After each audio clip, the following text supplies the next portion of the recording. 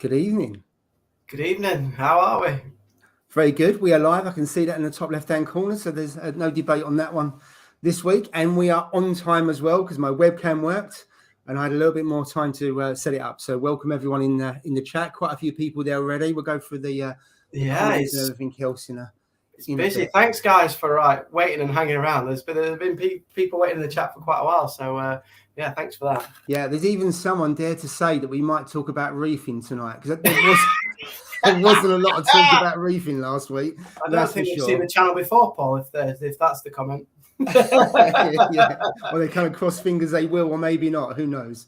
We'll wait and see. So I think we're the professional ones, Paul. So I think, we'll keep it professional. And whilst the guys are away, Yeah. So Ross can't make it tonight. Steve is on the buses tonight doing his Blakey, and those ones old enough will remember Blakey from On the Buses, and those ones who don't, go and Google it. That's Steve. So he's on the buses and he's probably outside Manchester Arena, probably trying to get autographs like he usually does. But he said he might try and join for about 15-20 minutes. Typical bus drive. I mean, he did send us a picture earlier, which I do feel like it was more like Britain's top 10 most wanted, I thought. The way he was standing there with his hat on and his grumpy face. Not that he's usually grumpy, because he's not. But he did. No, he's not normally. But it's just, where is it now? It's here. Look. I think you're gonna. Right, let's have a look. Let me go on to. There we go. There we go, guys. There you go. So that's Steve before he starts work. Which that's what you can see what I mean about Britain's top 10 wanted, can't you? Welcome aboard, everybody. Happy chat. I think we'll just put him to the light. Let's just put him in for a minute. Yeah, because we won't be able to hear him, but there's not much change to usual, is there? Just in case anybody's missing him. I haven't got one for Ross though. He needs to send me one. Yeah, so he said he might try and join us when he's on a break, but he'll dial in from his phone. So God knows, one, he'll be able to see him, and second, he'll be able to hear him. Who knows? And he'll blame the headphones. That's definitely something to hang about for, because you know that is going to go completely wrong.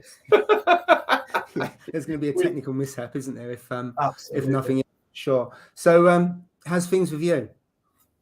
Yeah, really good, thanks. Really good. I've had quite a quiet week actually on the Reef. Just doing a bit of maintenance and things. It's ticking over nicely. Touch wood. No dilemmas this week. So it's been a quiet one. I've had a bit of a blockage in the return pump, but right. Because you haven't cleaned it since you got the tank. So I've cleaned my wave maker and return pump once, as you know, because I made a video about it as a special occasion. Yeah. And you guys on the chat and Paul and everybody taught me about citric acid, food grade citric acid. Yeah. And then just run your pumps for it was about an hour. I think I ran my pumps in there when I did it. And to be fair, it worked really well. It got rid of all the algae. It even got rid of the coralline algae as well. And they came up new. So, they could have been. You could have said that the second hand, and they look like new. So really, really impressed. But yeah, I need to do it again because they're just getting clogged up. It's the one that sits right at the bottom of the return chamber. So there's probably all sorts of sludge and detritus in there. It's sucking that in each day. So it's just But this occasion, I fished it out, gave it a little tap, put it back in because it was working again. So you didn't clean it? No. I got to say that citric acid works really well. I mean, I don't. If it's the Vortex, I don't run. We don't run them because obviously the dry side is still in the tank. Yeah. But what I do, you can unscrew the you can turn and take off the guard. So you can really get in there. And I use a toothbrush on most things in the tank. So use a toothbrush and let it, then rinse it off, then put it in the citric acid for about an hour. And usually comes up brand new. Sometimes on the grill, you still get a little bit of coralline algae on there. Yeah. But it seems to work a treat. And actually what I've noticed, and anyone in the chat, when you've cleaned your pumps and you put them back on, all of a sudden, bang, it comes out. The flow is far, far higher than before. It just shows you when it starts getting mucky and stuff like that, that the power drops, doesn't it? So I've noticed that it goes quite a bit. So everything's skirting around and it's whooshing things up and detritus and all kinds of stuff. So it'd be like you put a power head in a different position. It does exactly the same. you forget how powerful they are when you first originally put them in, don't you, and switch them on, and then they kind of, as you say, they kind of lose their efficiency, and then you put them back in, and it basically blows the heads off all your corals, and you're like, what the hell's going on here? Yeah, and absolutely. And these little tanks as well, you tend to have the wave makers mainly on the lower settings because, you know, I think these wave makers are designed for slightly bigger tanks. For a lot of them are anyway. So all of mine, my J-Bow, my Tunzi, are pretty much on the lowest level. So once they've been cleaned, you can really tell the difference once they're in. Because also, if you turn them up higher, then you start having a sandstorm, didn't you? So that's definitely a there's a reason for, you know, people don't have sand. You can have the power heads, and you quite often see tanks where there is no sand. They'll have the power heads. They usually have a power head at the back, right towards the base, and it just kicks up all the detritus into the flow, and then obviously it goes down the overflow. But if you've got sand, you clearly can't. You can't do that. Yeah, I don't like my sand moving. I like the flow to be kind of turbulent, and there's no rhythm to it. It's kind of varied, as it were, random. But yeah, I don't like to see the sand moving about because you end up with those kind of pitted holes, don't you, a little bit? And you do, and also you find that when I used to have a goby in the other tank, it used to be going and spitting sand all the time. And if it was on the sand doing it, it was okay. But as soon as it starts swimming up, starts spinning, that would then start going into the wave makers, and all of a sudden you've got a sandstorm. So yeah. And how's the lights? The lights, you know what? I absolutely love these lights. I really do. Obviously, there's a bit more in terms of the electric bill now with these on. But I don't really like looking at the tank now looking at the corals as much with the lights off as I do with the lights on. It just brings a more of a you can probably tell now how crisp it looks. Yeah. So it's like crisp, but it also adds the color. So it's the thing is with the lights though. I've had to put the main one down a little bit. Yeah. I don't want to kind of overexpose the corals on the top. Because I've only got, it's mainly LPS at the top, and they're not massive light lovers. You know, LPS are happy to have like 100 par, aren't they, or 150. They don't need 300-400. So I've just been really careful with that. But fitting them was really good. A couple of people said, why did I put them like front to back rather than side to side? Yeah. Bloody hell, that was quick. So we interrupt this transmission to go to Manchester bus station or wherever he is. Can you hear us, Steve? Can you hear us? Can you hear me? Steve, you sound better than usual. Well, you got £5. You got £5 earplugs compared to the usual 300-400 quid ones. I know. These are Bowden Wilkins, mate. 400 quid. Oh, here we go. There we go. I want to know, Steve, what you can't do down here. Yeah, look at it. Oh yeah, Baron Will. You know the sign there? It says "Do not do something down here," and it points downwards. What's that mean? What's the sign behind you? Do not do what down here? Please do not put rubbish down here. All right. I'm sat there. I'm sat at the radiator, mate. You told us you told us you're a bus driver, Steve, not someone who monitors rubbish. Mate, it's cold up here in the Pennines. It's very, very cold. So yeah, I'm on my break in there, and we're gonna, what do you call it? I'll be getting warmed up because I'm gonna be back out till 12 o'clock, 12:15. So yeah, gotta get warmed up. So someone with the ironing boards. That's Black Pearl Reef. I don't know if you can see the comments where you are. And then, Butler's in the house. Butler's in there. Oh, I can see some of them. Yeah. So I've missed most of the comments above. We'll come back to those a little bit later. I haven't forgotten. There's a couple of questions and some other bits and pieces we will get to. So how's things, Steve? Yeah, it's all right, mate. It's all going well. On the work front and on the reefing front. So yeah, it's not too bad, mate. But yeah, I prefer to be at home for sure. But it is what it is, isn't it? You've got to get the pennies in for our hobby. We know what it's like. You know what I mean? You need to get the money in. So yeah, it's all going well, mate. I did that video of where everybody wanted to about how I make my fish food and all that. I've seen that. It's a premiere, not just any old video. It's a premiere with you. I assume you're going to be there at 4 o'clock, or you on the bus? Yeah, I'll be there, mate. I'm off Sunday. Yeah. So I'll be there. It'll be interesting to see what people think. It's but yeah, it's straightforward, really. It's Isn't this straightforward. The one that you said you're going to film yourself around, or your missus was going to film you around Morrison? Yeah, I did film it myself in the end, mate. Oh, yeah, did you? yeah. All right. So, it won't be as good as the missus doing it then, will it? No. But it was, how can I put it? It was in depth, so it showed you everything, what I use and how I do it, and how I set things and stuff like that. So yeah, it's but it's simple and straightforward. But the good thing with it is, like I've always said, is you know what you're putting in your tank, don't you? You know what I mean? You make your own stuff, you know exactly what you're putting in it. So yeah, for me, it's the right way. You know what I mean? But it's not. I'm not saying that buying prop stuff from the shelves, like from your LFS, is wrong. It's not, but it's this way. I know exactly what's going in my tank. You know what I mean? Yeah, so. Absolutely. The zoo's on a break. He's at coffee time at Weatherby. Usually, I was going to ask him whether he's on the road or not, but he is absolutely. I said I was going to go back, but thinking about putting stuff into your tank, you're not too sure where it's come from. Evening, Stuart. Stuart said, have a quick one. He's getting 9 calls tomorrow from someone closing down the tank.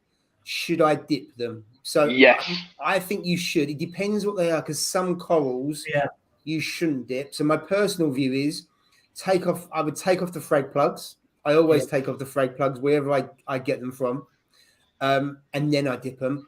And then while you're dipping them, get some other frag plugs, get some putty, some glue and stuff to put them back on. Because quite often things like Aptasia and other stuff will either come in on frag plugs or on if you've got any dead coal, sometimes they'll settle on dead coal. But that's my view. What's your view, boys? Yeah, totally agree, mate. I've always, if I buy a coral from somewhere and it's got a frag plug, I always take it off the frag plug, always.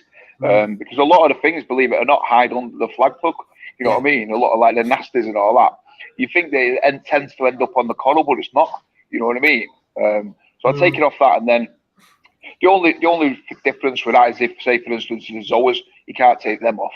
You know what I mean? But anything fleshy or anything like you do, can't you? You know what I mean? But if it's just SPS, you can with zoas, but the problem is there's a pain in the backside to glue it at a on. push. And then I've done it, and I've had mixed success. So sometimes it's fine. Other times they've come off the glue. So what I tend to do, if I get zoas and I do it, I put them in the sun for 24 hours to let the glue settle. Right. And I put quite a lot of glue, but just make sure, obviously, it's quite sometimes difficult to do. If you've got a big colony, it's easy. You just plonk it on the glue. And then I'll put it in the sun for 24 hours. That allows it for the glue to settle and everything else. And then I'll put it back into the tank. But if you glue it and put it straight into the tank in high flow, there's always a risk that you wave goodbye to your zoas and you'll never see them again, especially the bigger the tank. So it's harder with zoas, to be fair. But you're right, on that on the base of the frag plug, there's usually a little ridge. And that's right. If there's astrinas or vermitive, you usually see them hiding out around there. So that's why I take it off, basically, because you're not too sure. Yeah, totally get it, mate. Absolutely. What about you, Jay? What do you do? Yeah, no, I definitely dip. I've dipped all but my chalice is the one that I've dipped. I didn't dip the rainbow chalice as Stino, because we were told not to, weren't we, Steve? Basically, because in danger of losing it. It's and it's a nice piece, wasn't it? Yeah. But all the rest of them I've dipped and I've took the plugs off and just used that Coral RX. But there's loads of different dips. When people use primer, don't they, and stuff. Yeah. Apart from the chalice, what else?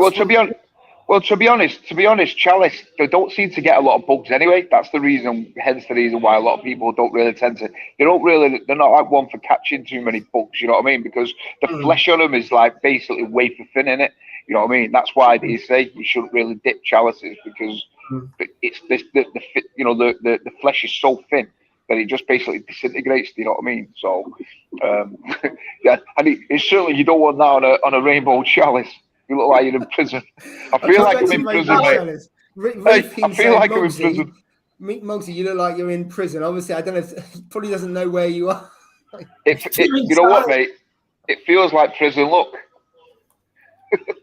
Is that pool table there, though? Yeah, that's all right. Yeah. So no one else in there to listen to your reefing chats, do you know? Yeah, there's 5-6 people, but it is what it is. Yeah, they all do their own things. There's another comment here. Most people need the money to buy salt for water changes. Steve needs the pennies to buy his fishmonger. Well, you know what the ironic thing with this food, yeah, is I've experimented all the time. You know what I mean? So I've just noticed in one of the chats there. Is it John? Is it John? Let's say, yeah. Steve thought you should add raw prawns, yeah, and not cook.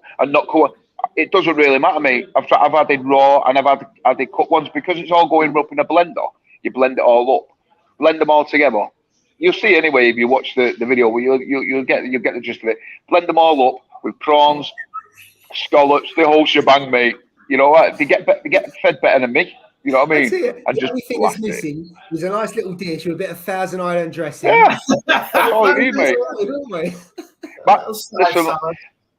My missus actually says these fish get fed better, and I went, well, that's why the chromas are the size they are, and you're as skinny as you are. You know what I mean? So yeah, I think she could have a valid point there, but yeah, it doesn't really matter.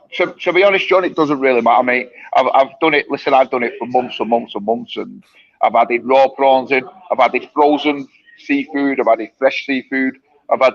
It doesn't matter, mate. Absolutely, it doesn't matter. I've never seen nitrates rise up. Never seen anything like that happen, you know, untowards and stuff like that. So, listen, it works for me, and you'll basically say, and you'll see, I did feed the fish at the end of it as well, so you'll be able to see that. But and you'll see what they like piranhas. I'm going to say it's like piranhas. They like piranhas, mate. Cronus, aka piranhas. Well, you put like octopus and all that in it. Squid and stuff like that, mate. Chop it all up into my little tiny bits. You're making my mouth water because I love seafood. It's like a cooking channel or something, a cooking program. Can you imagine? He's like the mad chef, and he in the kitchen, like in the Muppet Show, with all the stuff going like that to make a nice big bowl. I can't wait for seafood. Well, the funny thing was, I've usually got a stand, you know, that I can put my phone on to record, yeah. And for the love of money, I do not know what it is. So I think my missus has threw it out as well. I just looked everywhere. So I was like filming it, you know, with my hand, like, oh my God, right, hold on. And I was, oh mate, it was a nightmare. But it was funny, but it was, you'll get the gist of it. You'll know exactly how to do it. And it's good, mate. It's good. Yeah. So Cole's asking where you're at. You're at work, aren't you? So you're I'm at work, mate. Yeah. Broadmarsh. Yeah, Belmarsh, yeah. I'm at Wormwood Scrubs. That's where I'm at, mate. So yeah, we're at. So there's a question here. Did you see your food? No, I thought Jay could do that when he does his own homemade food. Jay can do that. So I thought I left it to Jay. I'm not gonna beat the trend. I'm not gonna do the trend. I'm not gonna break the trend, mate. I'm not gonna break the trend. Jake, I'll leave that to Jay. Because in the shop, all the kind of saltwater fresh food was next to the Daphne. So I assumed they were all like for saltwater. As a saltwater hobbyist, you should know what goes in it, mate. You should know. Come on now. I do now. I do. Well, it was quite early, wasn't it? In the live stream as well. Now, yeah. I learned the hard way. Yeah. But to be fair, if that's the biggest mistake you made, you're pretty done pretty well. Yeah, for sure. I don't know what happened to them guys. They all disappeared, so I assume they got eaten. Or just they'd have got it. They'd have got it by the poundfish. I don't know. I'm not sure. Right, there's one quick question here that you've experienced this. So it's from Oliver. Upgrading my lights on the Waterbox 25 from an AI 16 to a Radian G6. And of course, what we know, the intensity and the power on the Radians are way above. And it's saying about unsure what to do about my PAR. How did you deal with that when you switched over? Because obviously you had that challenge, didn't you? Going from lights that are a few years old to the Gen 6s that are uber powerful. Oh yeah, I did. Well, as you know, I had the AI 26 HDs over mine, didn't I? So I had 3 of them. But I knew roughly what the power was on them, and basically because I bought the Senai power meter, and I measured it before I took that. I measured the power before I took that off. Now, what you do is you measure the power with no flow whatsoever. Yeah. So you turn all your power heads, everything off, so the water surface is perfect, and then basically you test it then because you could just try it out yourself.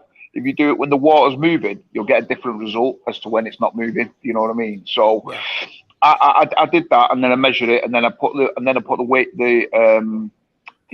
weight makers back on the pump, and then I tested it again. There was a drop of about 30 to 40 par on each time I did it. But I measured them with the par meters, and then when I got the radions and I set them up, basically I knew that they were just going to be way too powerful on the settings.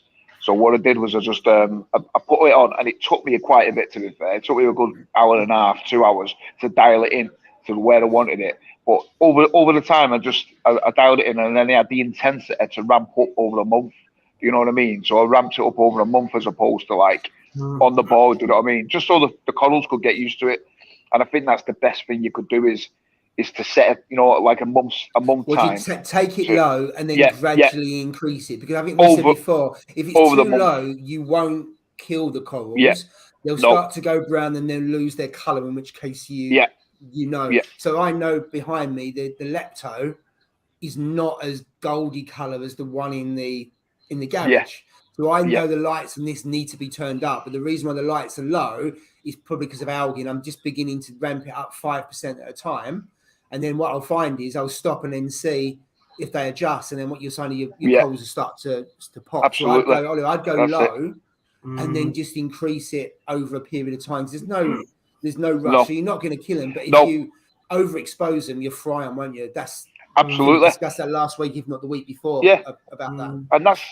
And that's the main thing. To be honest, it's like, I mean, you're always better going lower than over.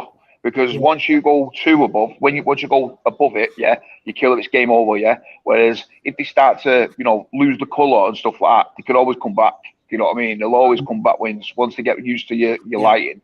I had that problem a little bit, you know, where some corals were a bit like, they looked a bit peed off.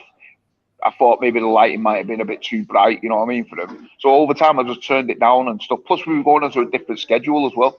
You know what I mean? I was going onto the AB plus, whereas I was on the Staxper on the other one. Do you know what I mean? So it's totally different lighting. But you just got to take your time. But the most important thing is, for me anyway, was the intensity and to ramp it up over time. Don't do it straight away. Don't put a par meter and go, right, well, my par is 300 here, 350 here, 200 here. I'm going to set it at that and leave it, because remember that the radions are a lot more intense, a lot more spectrum on them, a hell of a lot more powerful. And that's what I'd do. Just ramp it up slowly and over time, and you'll get there, mate. And over a month, I did mine over a month, 30 days, and it's bang on. And even now, I'm only running at 40% intensity. That's all I'm running at, 40%. I'm both at 40%. That's the most I'm running them at, mate. It's crazy. Do you think you'll take him out a bit more? Do you think 40 is about spot on? No, because I did my par readings this week, actually. I tested my par just to check. You know, like you do, I just thought, you know what, I'll just check them and everything. And where that styloporin is, that blue styloporin, that green one, I couldn't believe it, mate, I tested it and it was 510 par. Wow.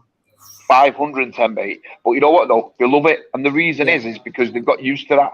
They've been used to that for years, mate, a year and a half, 2 years. So they're used to it, you know what I mean? Whereas where all my other ones are, where the all the other SPS, they was averaging around 340, 330 to 340, all in that area. So that's a perfect, anything between say 150 and 300, 150 and 350, say.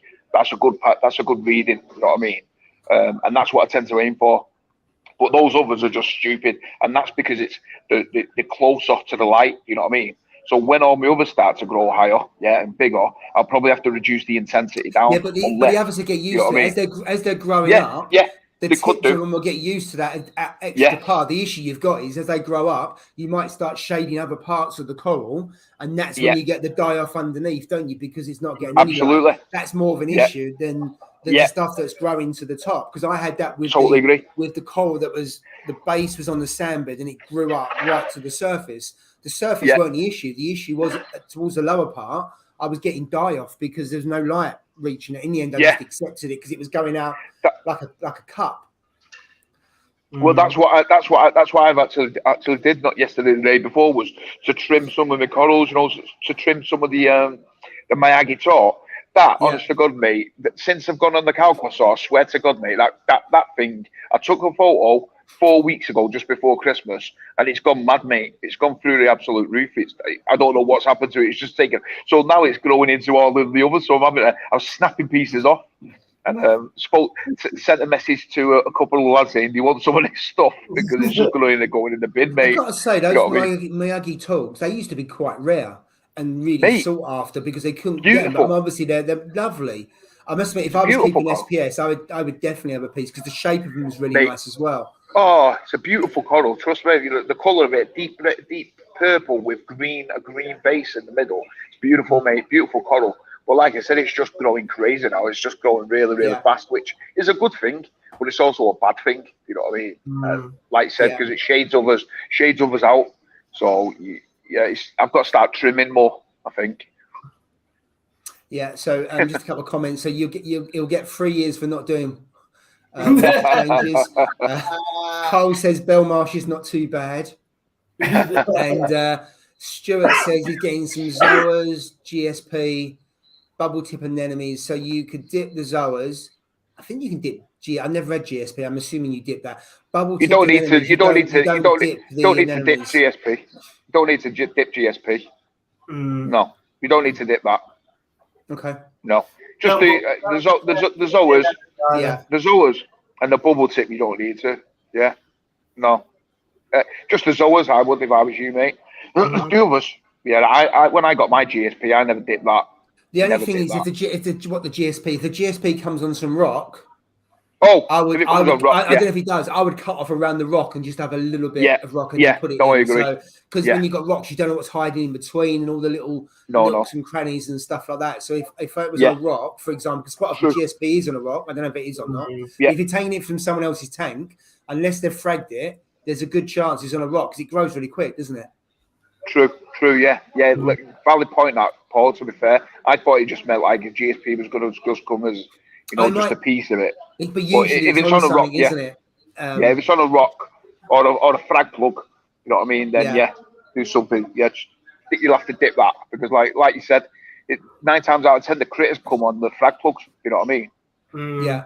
Yeah, I don't know if GSP whether stuff hides inside it or not, because I've never kept it. I don't know. I don't think, from my experience, I've never really seen anything come out of it because when GSP, if you just look at it, it just looks like a pinkish piece of leather. You know, when it all curls up, it doesn't look like it's like leather. It just looks like pink. Yeah, GSP just looks like a pink piece of leather or something when it curls up and everything. So the likelihood of anything living in that I would have thought would be slim, but I mean, I don't know. I've never seen anything come out, and I never even dipped mine. So, if there was something, I'm sure I would have seen it by now. You know what I mean? Yeah. But no, I wouldn't do that. No, I didn't dip my GSP either, Steve. I just left it. So there's a comment about keeping it clean and lots of flow. Yours is on the back. Is it quite a lot of flow? Yeah. I've stuck mine to the back. Yeah, I should have put it a bit lower down because it grows obviously upwards. Yeah. So, but when I got it, I wanted to be able to see it, but I should have waited to see it. I should have put it lower down and then waited to see it maybe a couple of months because it grows really fast. But it's at the top there. It's getting loads of light. The power head's there. It's getting loads of flow, like Carl said. Yeah, it loves flow, loves light. But at the moment, this actual moment, that tuxedo urchin there, look, it's stuck to it, and that bit there, it's ripping it off. It's pulling it off the back wall. You see that? Oh yeah. It does it. It'll peel off, mate. It's polyps. It does peel off. It's polyps stuck to the urchin, and it's starting to rip it off. It used to be there, look. Live on videos, it's been ripped off. Little sods out there. They are. I'll tell you what, though, probably the best cleanup crew I've had is that tuxedo urchin.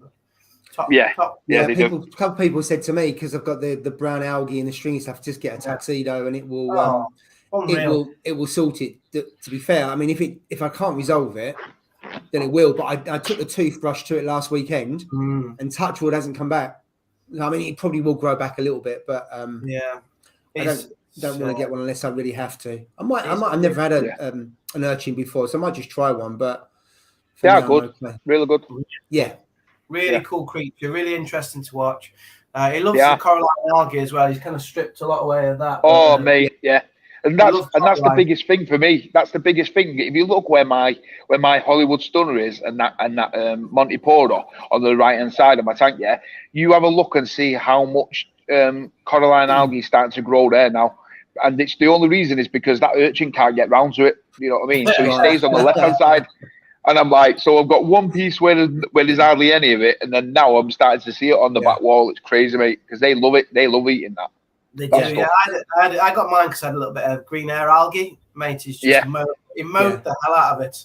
So I think when you start getting a lot of coralline algae, you know the tank's going in the right direction. I've actually got coralline algae now growing across the weir, which I mean, I don't like it on the back wall, but I mean the rocks are covered in it. And the back wall's now getting covered. I'm thinking, that's great, because I always think that's a good sign. Obviously, you have to put it into the tank. But when it starts growing, I mean, technically, you can start, people say if you get coralline algae, you can start putting SPS in, because that's a good sign that it would take SPS. But I always think that's a good sign of when a tank's maturing. You get to that stage and you think, great, I'm going in the right direction with this tank, because it's growing. It's a good sign. It's a really good sign. But and again, I don't like loads on the back. I must admit, I prefer a cleaner back. Yeah, I just think he does a black background or a clean background shows off the corals more. But it's quite hard to keep it clean. I do agree. It's difficult to keep it clean. I do agree with you in there, but when I first started out and I seen it, I always wanted a completely pink background, and I was like, that just looks a proper reef, that does, you know what I mean? And I was like, and then I was waiting. 4 years on, I'm still waiting. But you know what, though? It's like I said, 9 times out of 10, it's that urchin, because I've had it for years. So that's what it is. I agree. I think I do. I like the black background because it makes your corals pop a lot more. But then when you've got the coralline, it just looks more authentic. It looks like a sea wall, and it looks more of a natural background as opposed to the black. I agree. Rock. Yeah, I agree. I with it on the rocks. I'm just not a lover on the background, but it's like like anything, isn't it? You do what you like to do. You're going to need an urchin then, Paul, because yours will be covered as well. Yeah, the good thing is because the rock is quite a bit away from the back of the tank, and I've done that deliberately for 2 things. One, because I can clean it, and also when I start getting nems, my theory, and this is probably flawed, there's then a gap between the rock and the back wall. Now, of course, then they have to go onto the sand bed and then climb up. I'm not saying they can't do that, because they will, but they can't go from the rock work onto the back and then up to the return nozzle. But I could be fooling myself, but we'll see. But yeah, you're right about urchins. They do move around and carry your corals around as well, don't they? Yeah. For me, it's only been the zoas, because they're like little sticky buds, and then the GSP. No others have moved with the urchin. They tend to just kind of brush off of it. Yeah. Zoas are a nightmare with them, because he's always carrying us around with them, aren't they? Hitchhiking on the back with the zoa. Yeah, absolutely. I remember. Sorry, Paul. I remember once. Remember when I got that bounce mushroom, and I thought it floated away, and it stuck to the pin urchin on it. Remember?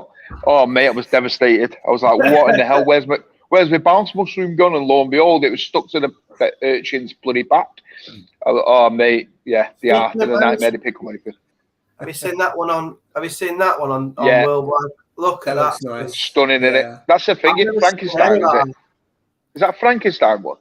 I mean, I don't really get the craze about bounce mushrooms, but that one I just think I do like. Yeah, that's lovely. The only ones I like are the ones that are kind of orange and yellow, because they're really. Yeah. I mean, that's a really nice one. But those ones that are orange and yellow, just the colours. I think. Yes, I think that's the ones. Yeah, I like those because just the way the colours they give off. I mean, that's a nice one. But quite often I look at them and think it does nothing for me. Beautiful. You don't like that, no? I really like that's okay, but not as nice as a sun-kissed one, if that's the name. Steve. Yeah, the sun-kissed. Yeah. So the OG ones. Cosmic Candy, this one is. Obviously, it's just a made-up name, but yeah, Cosmic Candy, that one. You can see. But Hayley said about GSP and the Nano went down the weir, so you could have an issue of yours going down the weir. And there's another thing there about clove polyps. They can take over, and sometimes they're so hard to kill.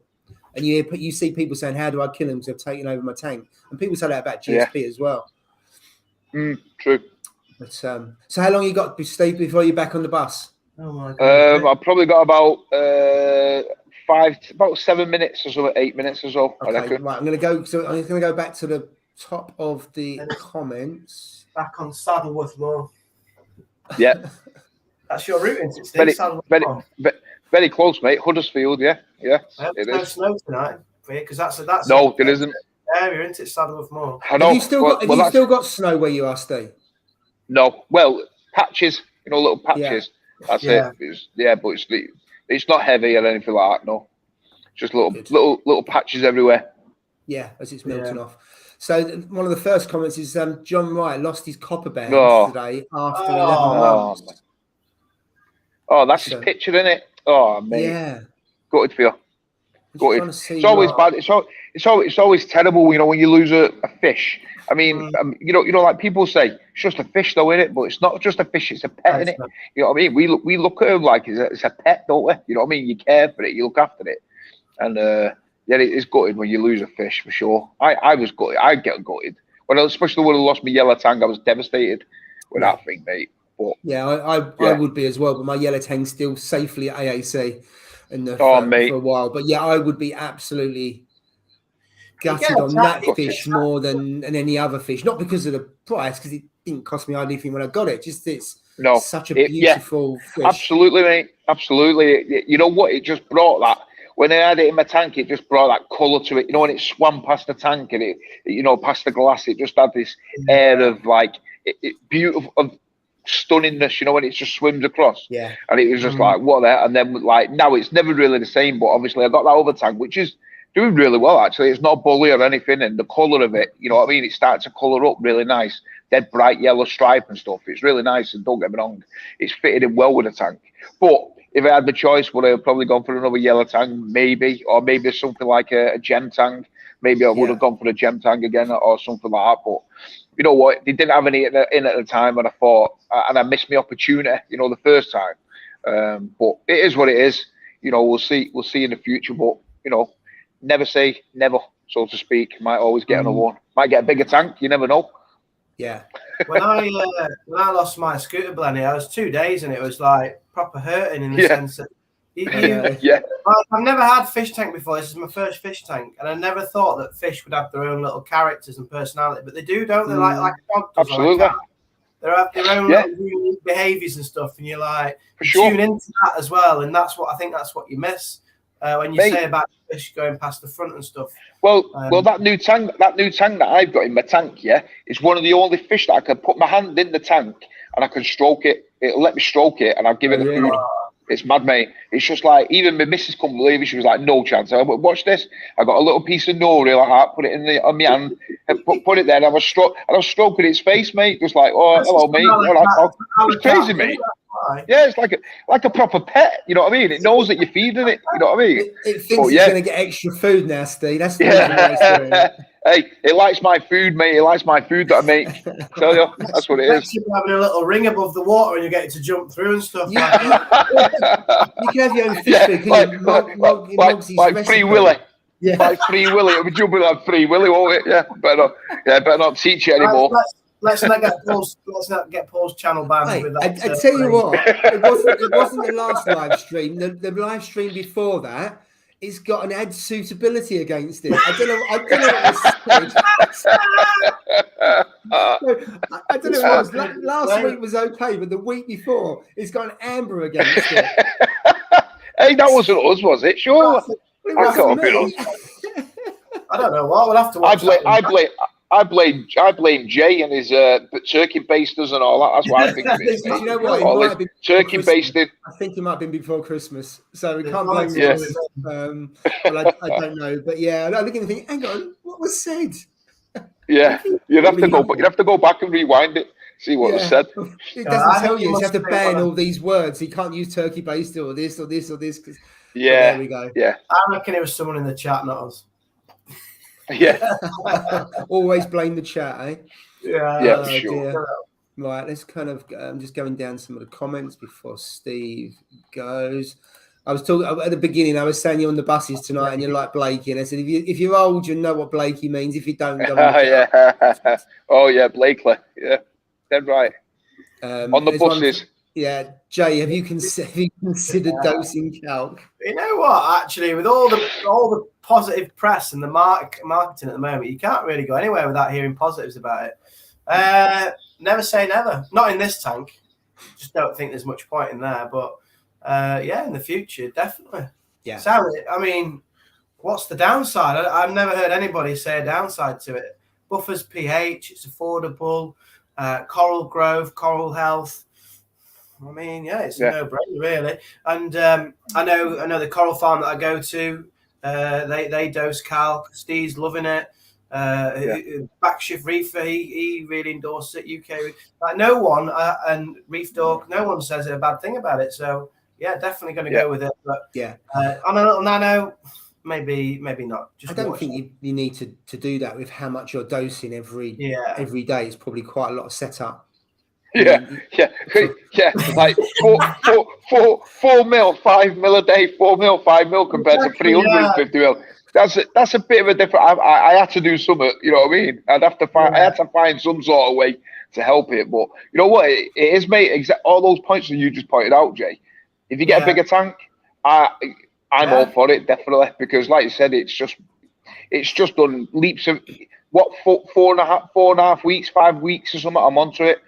The main thing is when you see it at nighttime, you know, when all the lights go out, the polyps. You want to see the polyp extension at nighttime. It is crazy, mate. I swear to God, if I could film it and get a really good thing, I would do it. But I tried to film it on the camera, and it's just not. You can't really get it. You know what I mean? Because obviously everything's out. Yeah, you can't really get it. You'd have to be there in person to see it, and then if you see it, you'll go, "Holy, like, wow, that is crazy." Because it is, and it's got something. It must have something to do with that calc. It must do it in the higher pH. Absolutely. It's the only thing. It's the only thing I've changed. You know what I mean? So it's got to be. It's got to be something. Yeah.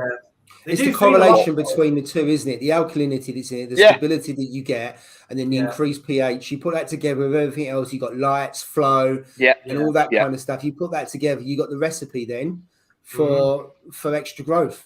The problem you've got, as we said before, you're going to have too much growth, and you're going to have coral warfare, and how you then slice and dice all the corals back.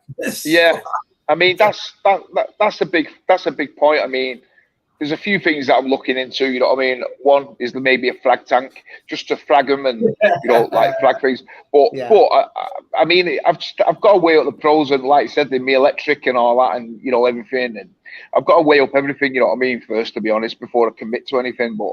I was speaking to my missus about it, and she's like, it's up to you. And she's good. She's good. She's my missus. She doesn't complain. Yeah, she doesn't complain. She never stops me from doing anything. She's one of them. She's a diamond in a way. You know what I mean? So I can't really complain about it. But so she'll let me do anything, and she knows like how passionate I am, and what this hobby has done for me. You know what I mean? Over the last 4 years, so it's made me relax a lot more. And because I probably would be in Belmarsh at the end of the day. That's probably where I would be. You know what I mean? So at the end of the day, this probably would be Wormwood Scrubs. I'll be like that, dodging it. That's what's going on here, mate. Can I go on the live stream? Yeah, exactly. Yeah, sneak a mobile phone in, but like I said, on a serious note, she's always thinks so. That's a route that I might go down. Is getting a frag tank again in the same area where the other one was, but more of a square one. You know what I mean? A shallow square one. Yeah. So I don't know. We'll see. Water then, therefore less heat. Yeah, so exactly. You don't need a walk of now. If you could plumb it into the 350, you haven't got to worry about cycling or anything else. No, I know. Heater will probably still do both. So therefore, you don't really you increase your electricity a little bit, but not by a massive amount. You don't need an additional skimmer. Well, you don't need all the extra kit, do you? And you haven't got to cycle it either. So I don't. Listen. I might go back onto what I just said. I know that she's like all for me with with the tanks, but I don't think she'd appreciate me drilling holes in the walls somewhere. I don't know. You know what I mean? Well, you've done it already. I think she might. But they're tiny little half-inch holes, mate. We're talking drilling a hole through the wall. I don't think she's going to let me do that. You know what I mean? But to plumb it into my existing tank. I don't think she's going to let me do that. But you know what? You never say never, mate. You never know. You never know. You know what I'm like. When I get something in my head, I'm like, how did that hole come from? Oh, I might as well put a pipe through it. Just hide it around the back of the unit, Steve. You went low down. Mate, she would never. She's not moved the unit with a tank on it. She'll never. She doesn't know. Exactly. No, she doesn't, mate. unless you break it down, she won't ever know. Yeah. Right. Well, you know what? I'm going to save this video away, as we speak, and I'm going to blame you two. That's fine. I haven't got a problem. Yeah. I'm hundreds of miles away, Steve. So that ain't a problem, mate. She'll find your house, mate. Trust me. As I said, you're always welcome, but maybe not now. Oh dear. Right. So what's the next one is about? We've discussed it before, but what's everyone's advice on after cycling how to seed pods in a new system? So the BRS video, and I think someone said about the BRS video is really good when they've done the 15 tanks.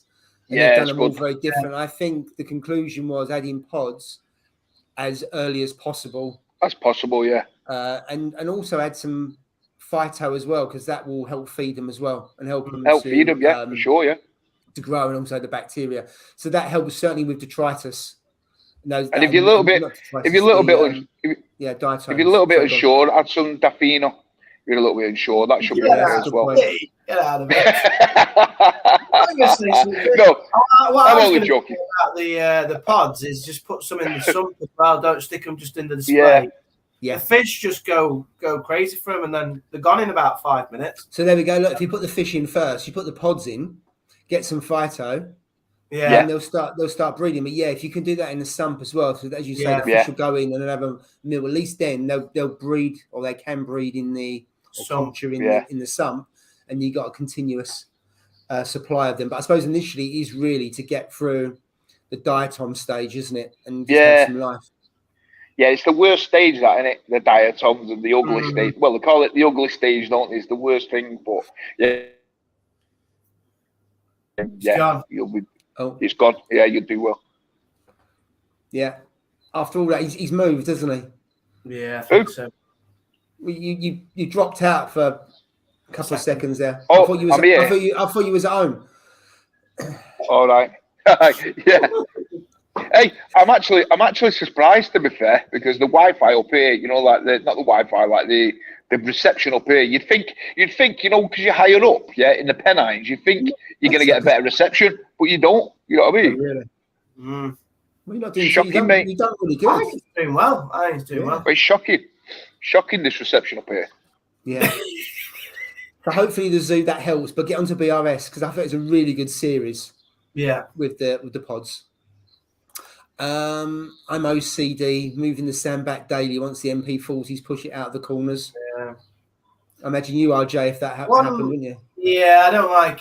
I mean, I've got a bit of a clump over here. You can probably see it there. Look, when I do my maintenance, I'll vac my sand and I'll try and re-level it because I just don't like it. I don't like it kind of undulating. I just like it nice and flat. That's a bit more natural, though, isn't it? Rather than just having a carpet that's exactly flat. I just don't like to see that. Like it looks like a yellowy tinge here on the side. Oh, all the gunk that goes at the front. Yeah, I know it's a sign of a healthy sandbed, but yeah, it's not. I just don't really like it. Not a big fan. Yeah, but yeah. I think moving your sand and cleaning it is a good thing, so then you don't get the build up. But not so much with the power heads. Just doing it when you're maintenance, just moving it around. Then that's what I. Yeah, I know what you mean. So, just moving on the comments here. Setting up. So, Riggsy is setting up a quarantine tank today. Oh no, 2-day setup. New fish tomorrow. Tamini tang and possibly a saffron goby. Wow. So what are you, if you're still on, so what are you putting in it? Are you just using it to monitor? Because some people set them up just to monitor the fish, don't they? Yeah. And then others will put some treatment in there. I must admit, I've never had a quarantine, and I'd be more scared about setting up a quarantine wrong and killing the fish. But then is it a risk? Yeah, I do take a risk, but also AAC look after the fish for me. They come into TMC, they have them for about a week. They go to Paul. Paul had the cherub angelfish for I think 3 weeks, and that has he treats those, and then it's not, obviously I should do a quarantine, but the fact it's already gone through a form of quarantine for 3 weeks, it's not. I mean, in theory, I could have a problem, but I'm comfortable that Paul's done all that hard work for me. To be fair. Yeah. I mean, the right way is to go quarantine route, innit? Like we all should really do, think quarantine our fish, do you know what I mean? Have a copper, put them in copper a little bit, or, lower salinity and stuff like that, you know what I mean? And there's loads of ways that you can do it, but I mean, one, it's having the space, isn't it? You know what I mean? And two, the time as well, you know, to deal with it. And if your local LFS does it for you, it's a win-win, isn't it? You know what I mean? For me, anyway. I mean, I know a couple of shops that do it. Now, did he do it properly? I don't know. Did he do it long enough? I don't think so. You know what I mean? But even if they do it for a week or two, at least if you know you have that in your mindset, don't you? That they did go through 2 weeks of quarantine, so yeah, you know, and observation and stuff like that. And Paul said when he was on the live stream, that was ages ago. He said about it doesn't matter what you quarantine, it's not infallible.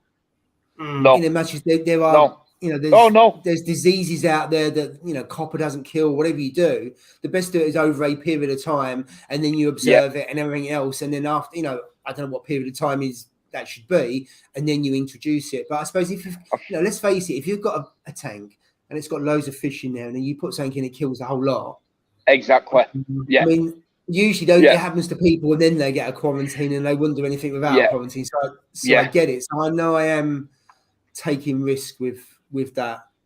It's like you said, it's people with huge tanks and stuff. It's like that, say, you know, like that Sandler. Is it Sandler, that American guy, you know, with that huge tank? Imagine he put a fish in there with some, you know what I mean? It'd wipe out all them fish. And he keeps that's what I mean. How long he keeps them in? He keeps them for months. I think it's 8 weeks. I think 9 weeks or something like that. Absolutely, you would do that, wouldn't you? You'd be paranoid about what point. Mate. And of course, if you've got fish in it and you put another fish in there, that takes you back to day one. So you almost back to day one, fish in a batch, and then if you get some more, you have to put them in an isolated. Otherwise, you just go through day one again, don't you? Otherwise, absolutely, you've got to start from day one again. You've got to redo it. So it's like, it's crazy, mate. It is. But then that's why he's got about 15. Yeah, because some people. That's why he's got about 15 quarantine tanks. You know what I mean, mate? With different fish in each one of them. You know what I mean? Yeah. And obviously they'll be all run on They'll be all run on a separate setup as well. I would assume, because you can't have the water flowing through all those tanks, because if one fish has got to be, it's just another tank. No, because it's going to be what I've said is you can do your fish, but then what about your cleanup crew?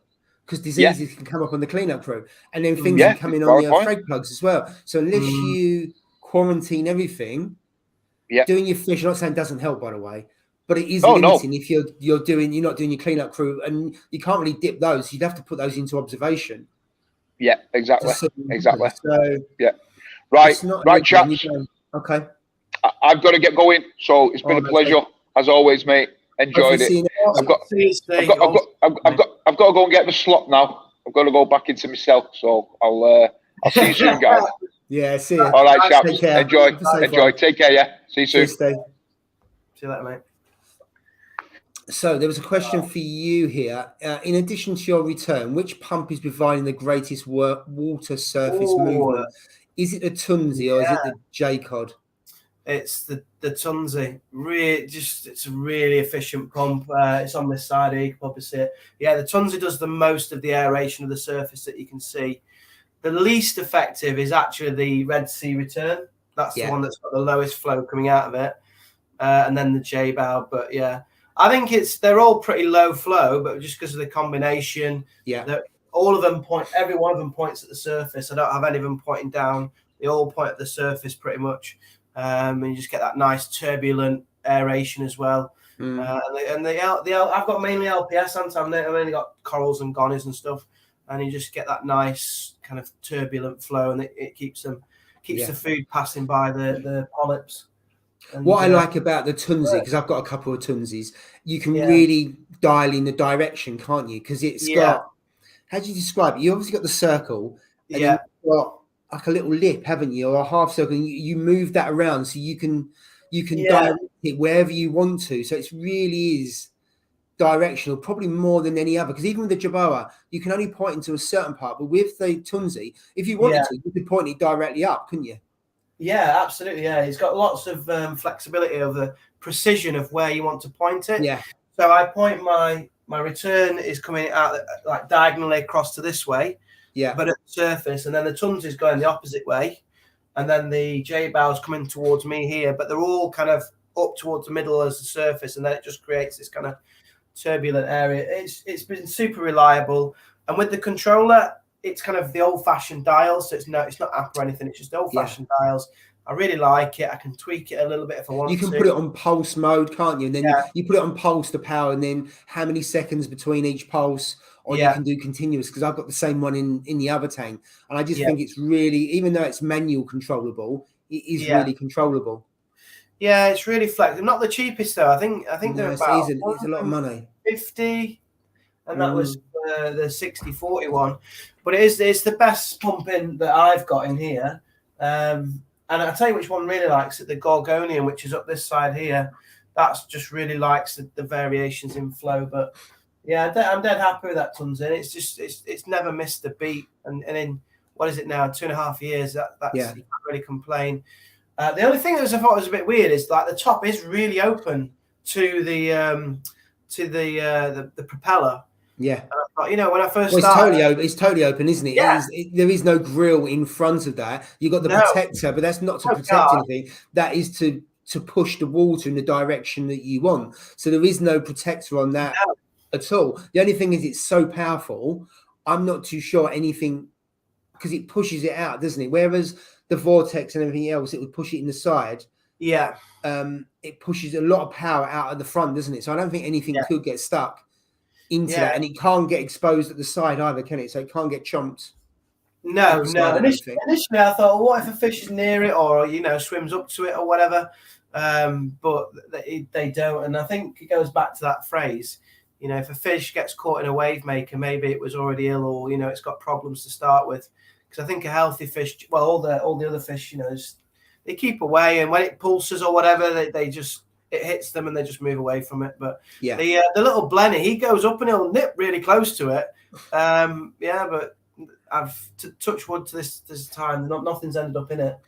But there's no guards. If you've got an anemone or something, you may be a bit more risky for that sort of. I suppose on that one it could be. I don't know if it's too powerful for the NEM to be able to get in there, but who knows? Don't know. Yeah, it's a great little pump. Great question. Absolutely. Yeah, so there's a question about palm meters. There used to be places. I haven't seen anyone recently that rents out a palm meter, because I think it's just it's a load of ag for the LFS in terms of taking a deposit, and then does it come back broken? No fault of the individual. So I haven't seen anyone that rents it out. I think, as we said before, you can get Senai secondhand. And so that's probably the most cost-effective way is to get a Senai. Yeah, I've never seen anybody rent one. No, I think Kraken used to when Dom was there, but I think he said it was such a pain. Yeah. But I don't think they do anymore. No. And then the AI blades running 200 par. So I've seen some pictures this week that I think AAC set up the blades on their DD tank. So be interesting if they've got them on their. I don't know if he switched all the lights over to them, but I hope he has, because it'd be interesting to see them. But looking at the pictures, I really they look like pretty the good. style of them. I think they're probably the best looking light available. They do look really smart. And the people that have used them early on, it's kind of positive, isn't it?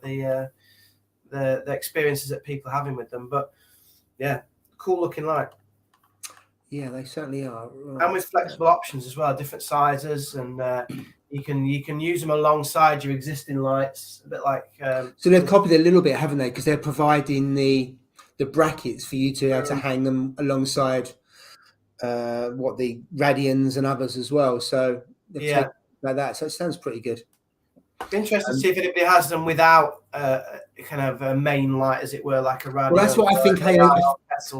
I think what I saw at AAC, it was only a picture and you saw it from the distance. I thought they had them across the tank, but I stand to be corrected. I might be wrong on that, but I don't think I'm due to go to AAC till next week. So I'll have a look. There would be a Cobra meeting. To be fair, he never goes really on the sandbed. He's always on the glass or the wall or the rocks. I've changed him well.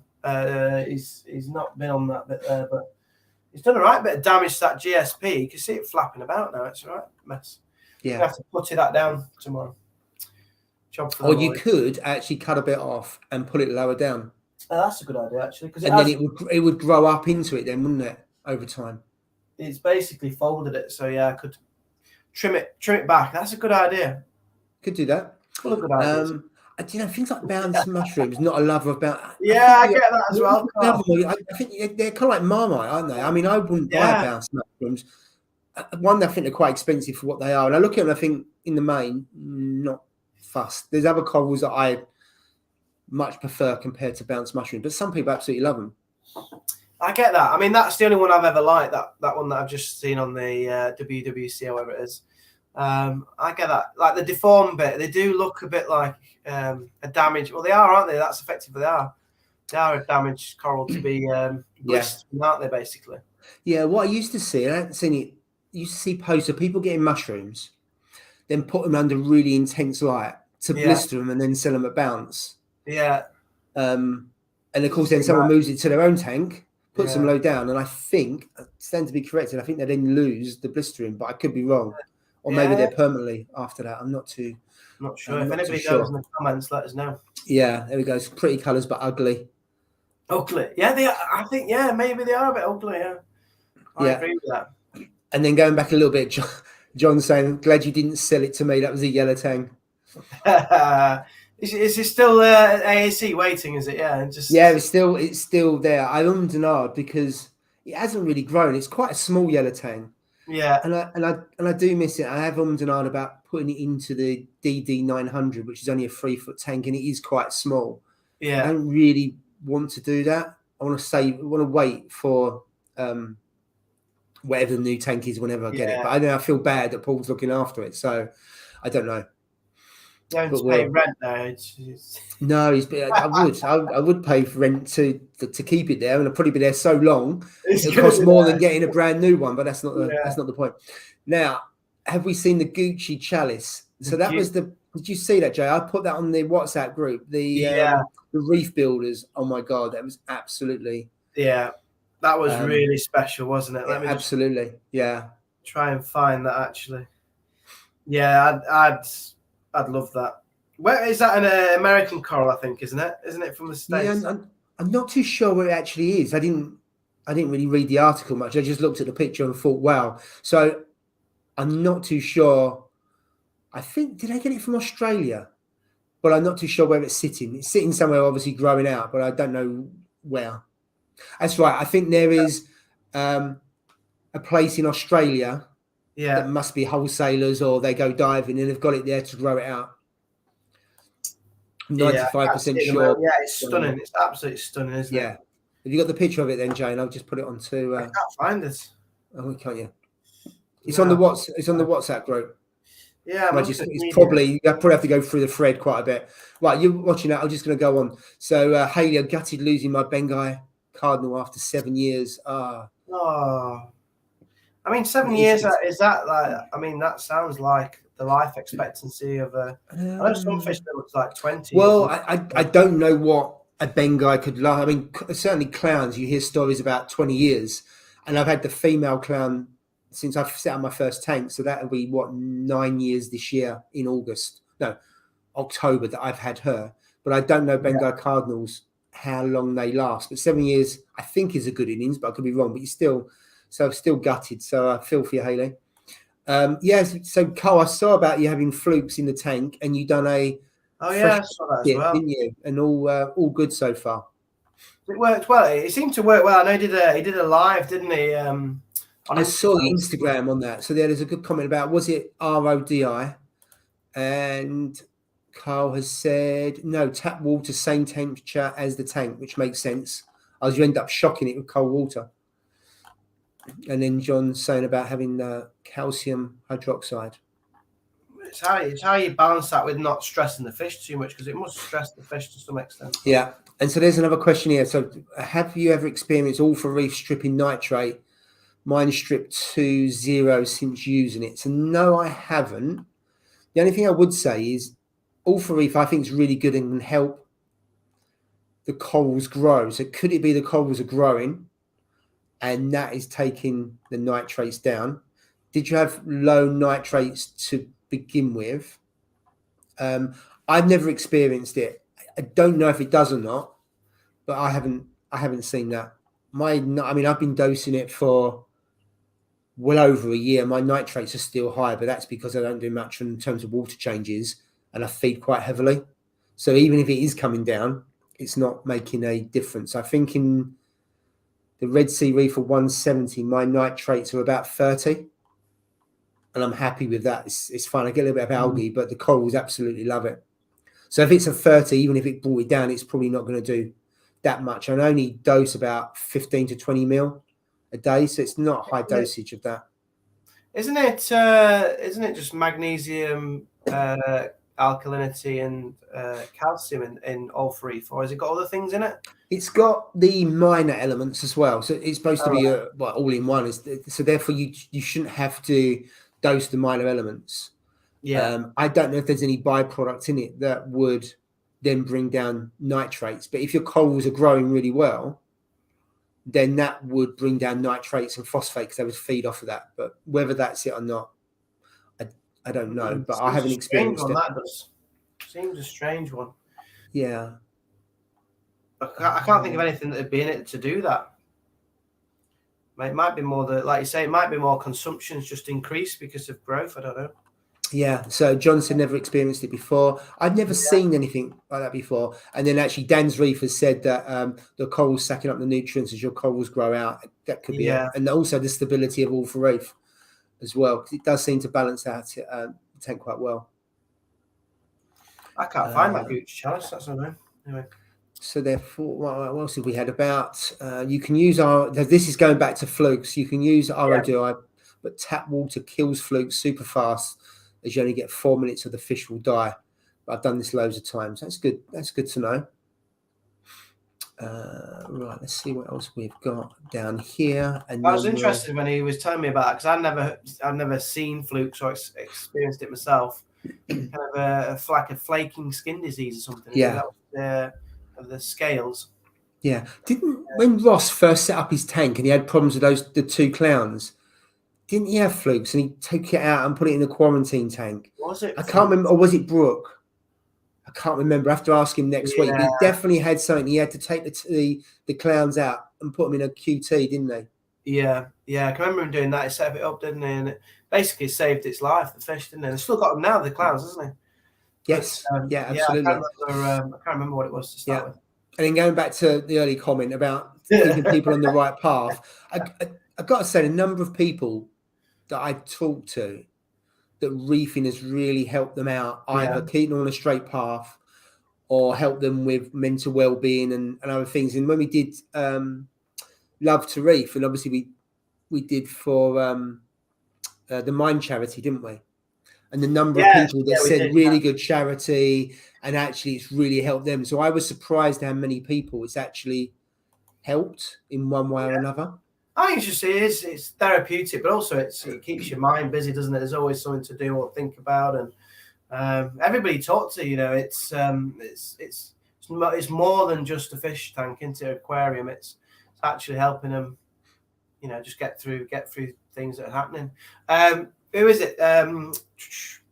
Blackpool Reef has sent me the picture. Cheers, mate. So we've got the picture. I'll put it on solo then.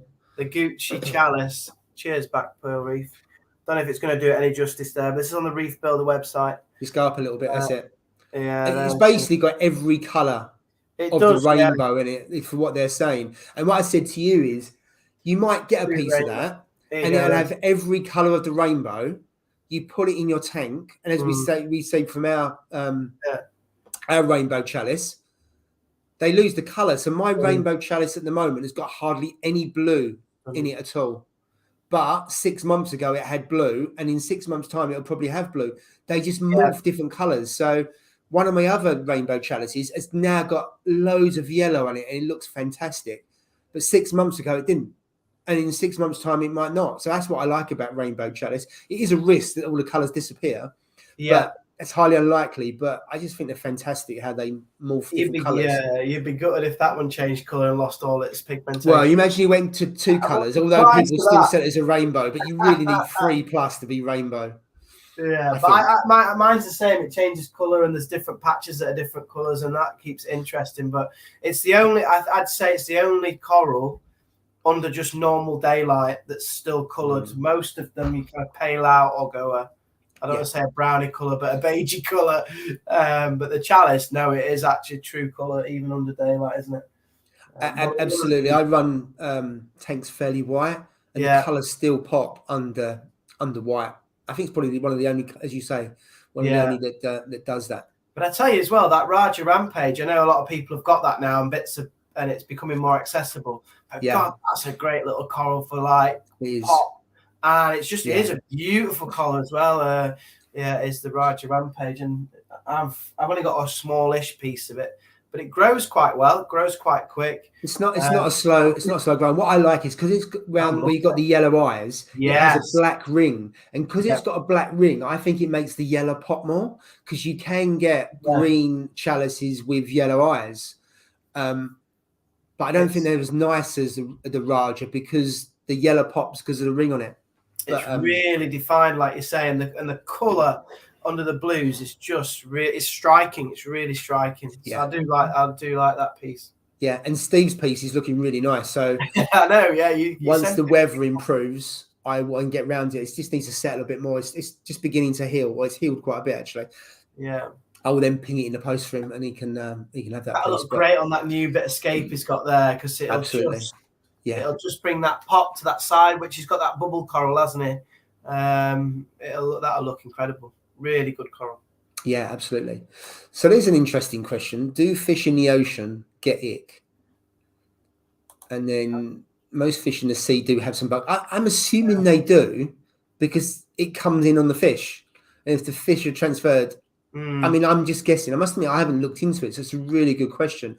I'm assuming the answer is yes, but I don't know 100% whether that's true or not. I don't know. There's bound to be fish disease, isn't there, in the ocean? There's bound to be. Yeah, because they bring them in. Of course, And what people say is that you've got ick within your ecosystem anyway. Yeah. It's just a case of when the fish are stressed, their slime coat thins out, and therefore they're weakened, and the ick can then attack them. Yeah. So it's usually driven by stress. That's why when I had it many years ago, I would say many years ago, probably about 5 or 6 years ago, I increased the feeding, because if your fish are feeding, so I went from feeding once a day to 3 or 4 times a day, and it worked in as much as they recovered fully. And I think I did dose it with some Polyp Lab Medic, but I think it was going to the 3 feeds a day that helped them. I think it's the problem when people get ick and it's too far gone and they don't eat. That's where you get a problem, because they then lose their strength. Like you say, I reckon it is dormant, and it kind of sits there until the stress or the right environment and conditions for it to develop, as it were. Yeah. I also think the same, and not just I think, in terms of the research as well, dinoflagellates, they're present.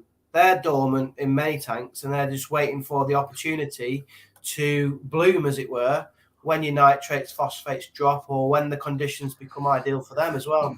Yeah, and it's a good point that Hayley makes around, whilst it is a slice of the ocean, it's very different to the ocean, isn't it? If you look around the environment and everything else that's in there, and stress doesn't help as well. And if they're traveling long distances, like you say, or out of their normal environment, that just causes the stress. So that's a really, really good point. Therefore, Rick, is more likely to occur when you're introducing fish rather than, say, I haven't had any new fish in mine for about 5-6 months now. So is it more, I'm asking a question here really, is it more unusual then to see ick in a tank where the fish have been there a while rather than a new addition? I think new additions quite often trigger it. Yeah. Because one, they if you think about that box and you introduce another fish, if that fish is aggressive, and when you put a fish in, the whole environment can change in that tank, because you've got a pecking order and everyone's comfortable. If someone then goes in and it takes someone else's territory, who wins that territory? So you're upsetting everything that happens in there. So I think it's brought on. Or you could have a fish that gets ill, and then that gets ick, and then it spreads to the others. So I think it's either new fish or a fish that's being weakened. But it'd be interesting to see what everyone thinks in the. When you talk about territory, I mean, just because my geography is kicking in here, I'd love to do like a territorial map of my reef tank. You know, like where they spend their time, and how much time they spend, and you'd have like the overlapping colours of each fish, because even in this small tank, they all have their own little zones that they go to, and they tend to stay out of the other zone, as it were. I know, I'd just love to see that kind of, I don't know, maybe nobody else is interested in that, but the spatial distribution of where the fish go at different heights as well, to keep in their own territory. I think it'd be fascinating to study something like that. I think it also depends what fish that you get. So clowns, I find, stay certainly in a certain area most of the time, unless it's feeding time, in which case everything changes and they'll go for the food, so they'll come out of that. And of course, clowns are damsels. And when I had the blue damsels in the other tank, they all had their spot. Yeah. And none of them really moved. And if one of them moved into the other spot, you had warfare. Because the 5-foot tank and there were 7 of them, they would stay where they are. Wrasse, I find with wrasse just tend to wander all over the tank. Yeah, they're not really. And they'll go high, low. They do peck at the rocks quite a bit. Yeah. With the cherub, most of the time he's swimming around the rockwork. Yeah. He doesn't tend to go to the top of the tank in the open water, but he's beginning to more. But most of the time he's in and out, and then he'll go to the back wall and he pecks, because he pecks on the algae quite a bit. Yeah. As well. So I think it all depends what fish you've got. And with tangs, they just tend to then circle and they'll cover. So there's some that are quite territorial. Yeah, there's some that will just stay in spots and hardly move, and others that will just free swim around the whole of the tank. Couldn't really do it for a bang guy, because it'd be a bit boring of a map, because they just sit there, don't they? They just kind of, they don't. Well, they hardly move, do they? They just stay stationary within the column. I don't really notice them move. What I find that they would stay in one part of the tank and stay there for quite a while, but then quite often I would see them dotted around, so they wouldn't stay in that territory. I don't know about what you think, Hayley, because I know you've had cardinals for quite a bit. I find they stay in a certain place for a while, but it's not as if that's every place they go to. So I used to spot them all over the place in the tank, and the one I've only got one there in the other tank that seems to stay in a certain place, but then it moves around. But it doesn't free swim up and down, I think. Wrasse. Right, let's have a look to see what else we've got on here. So it's all about cupramine. So this is about the quarantine. I'll be using it. I've had 2 velvet wipeouts in the last 18 months. Now everything goes. So I can see why you're doing that. So on this one, so you're putting the cupramine in for the fish. So the corals and inverts, would that go in a separate tank then for observation, just to make sure everything's okay? Or do you treat? Because I didn't think you could treat inverts, but then I don't really know too much about quarantine in all fairness. Yeah, we can see I take the risk, but only by the fish from the LFS. So far, never had an issue. Touch wood there. Oh, right, he's saying obviously. Sorry, that was 2 comments on. Sorry, didn't see that one. So obviously, corals and inverts are not treated. Saw a video today, and he's more worried now than ever. Who's that? Is that you? Because you put a video out recently, haven't you? I enjoyed your last video. Well, the one today. I was waiting for it to clear, because I said that today. It was all a bit fuzzy. Then it downloaded, and I thought I just put it out there. So it's an update of the cherub wrasse. It's not cherub wrasse. The cherub angel, which I absolutely love, and also the some other corals in there. And the chalice is absolutely the avatar popping. chalice is huge. I noticed that. I thought, oh my god, that's huge. It looks a bit out. If you look at it, because usually most of mine are small frags, but and that's nothing compared to the piece I got in the other tank. Yeah, but, I mean, it's a lovely coral. And also, I'm just moving things around to see how the colours pop. So kind of putting the red next to the green. And I'm doing that more consciously in this tank than ever before, because we've talked about the contrast before, haven't we? Yeah, we get the contrast right, then actually you just bring out the colours even more. I think that's how you get the real pop, is not the coral necessarily itself, but the ones that you put next to it. Yeah. Is because we talked about, I don't know if we talked about this, didn't we? I was looking at this one. So it's like, so you have to go. You remember that when I started looking at that with everybody, and it's like the color contrast wheel. So if you've got an orange coral, put it next to a blue, and you'll get a real contrast, obviously. So you go opposite. So pink And then is it like yellow there really? Oops, I can't do it. Yeah, so I've got the green with red, which is kind of opposite. Look, green and red, direct contrast. There you go. So you're doing the right thing there by putting those two. If you want that, I think it helps with the color, does it? If you want that effect, I mean, some people would hate it, but I just think it just brings out the corals more. Yeah, just experimenting in that tank. I think it works quite well. So you just get some extra pop just by what you choose in the placement. Yeah, there's I was trying to find it a few minutes ago, but there's a guy on Instagram who's got a gonny garden, right? It's just to die for, and I can't remember the name of the Instagrammer, but he's got basically perfect color contrasting gonnies, and I've just got like so much envy over it. It's what I want to do if I had enough space, or I make more space, or I get a new tank. That is it. That is going to be like the dream. But I can't find it. If someone remembers seeing it as well, there must be, no joke, there must be about 20 gonnies, and they're all right next to each other, and they're just, oh my God, it looks magical. So many different colours and stuff like that.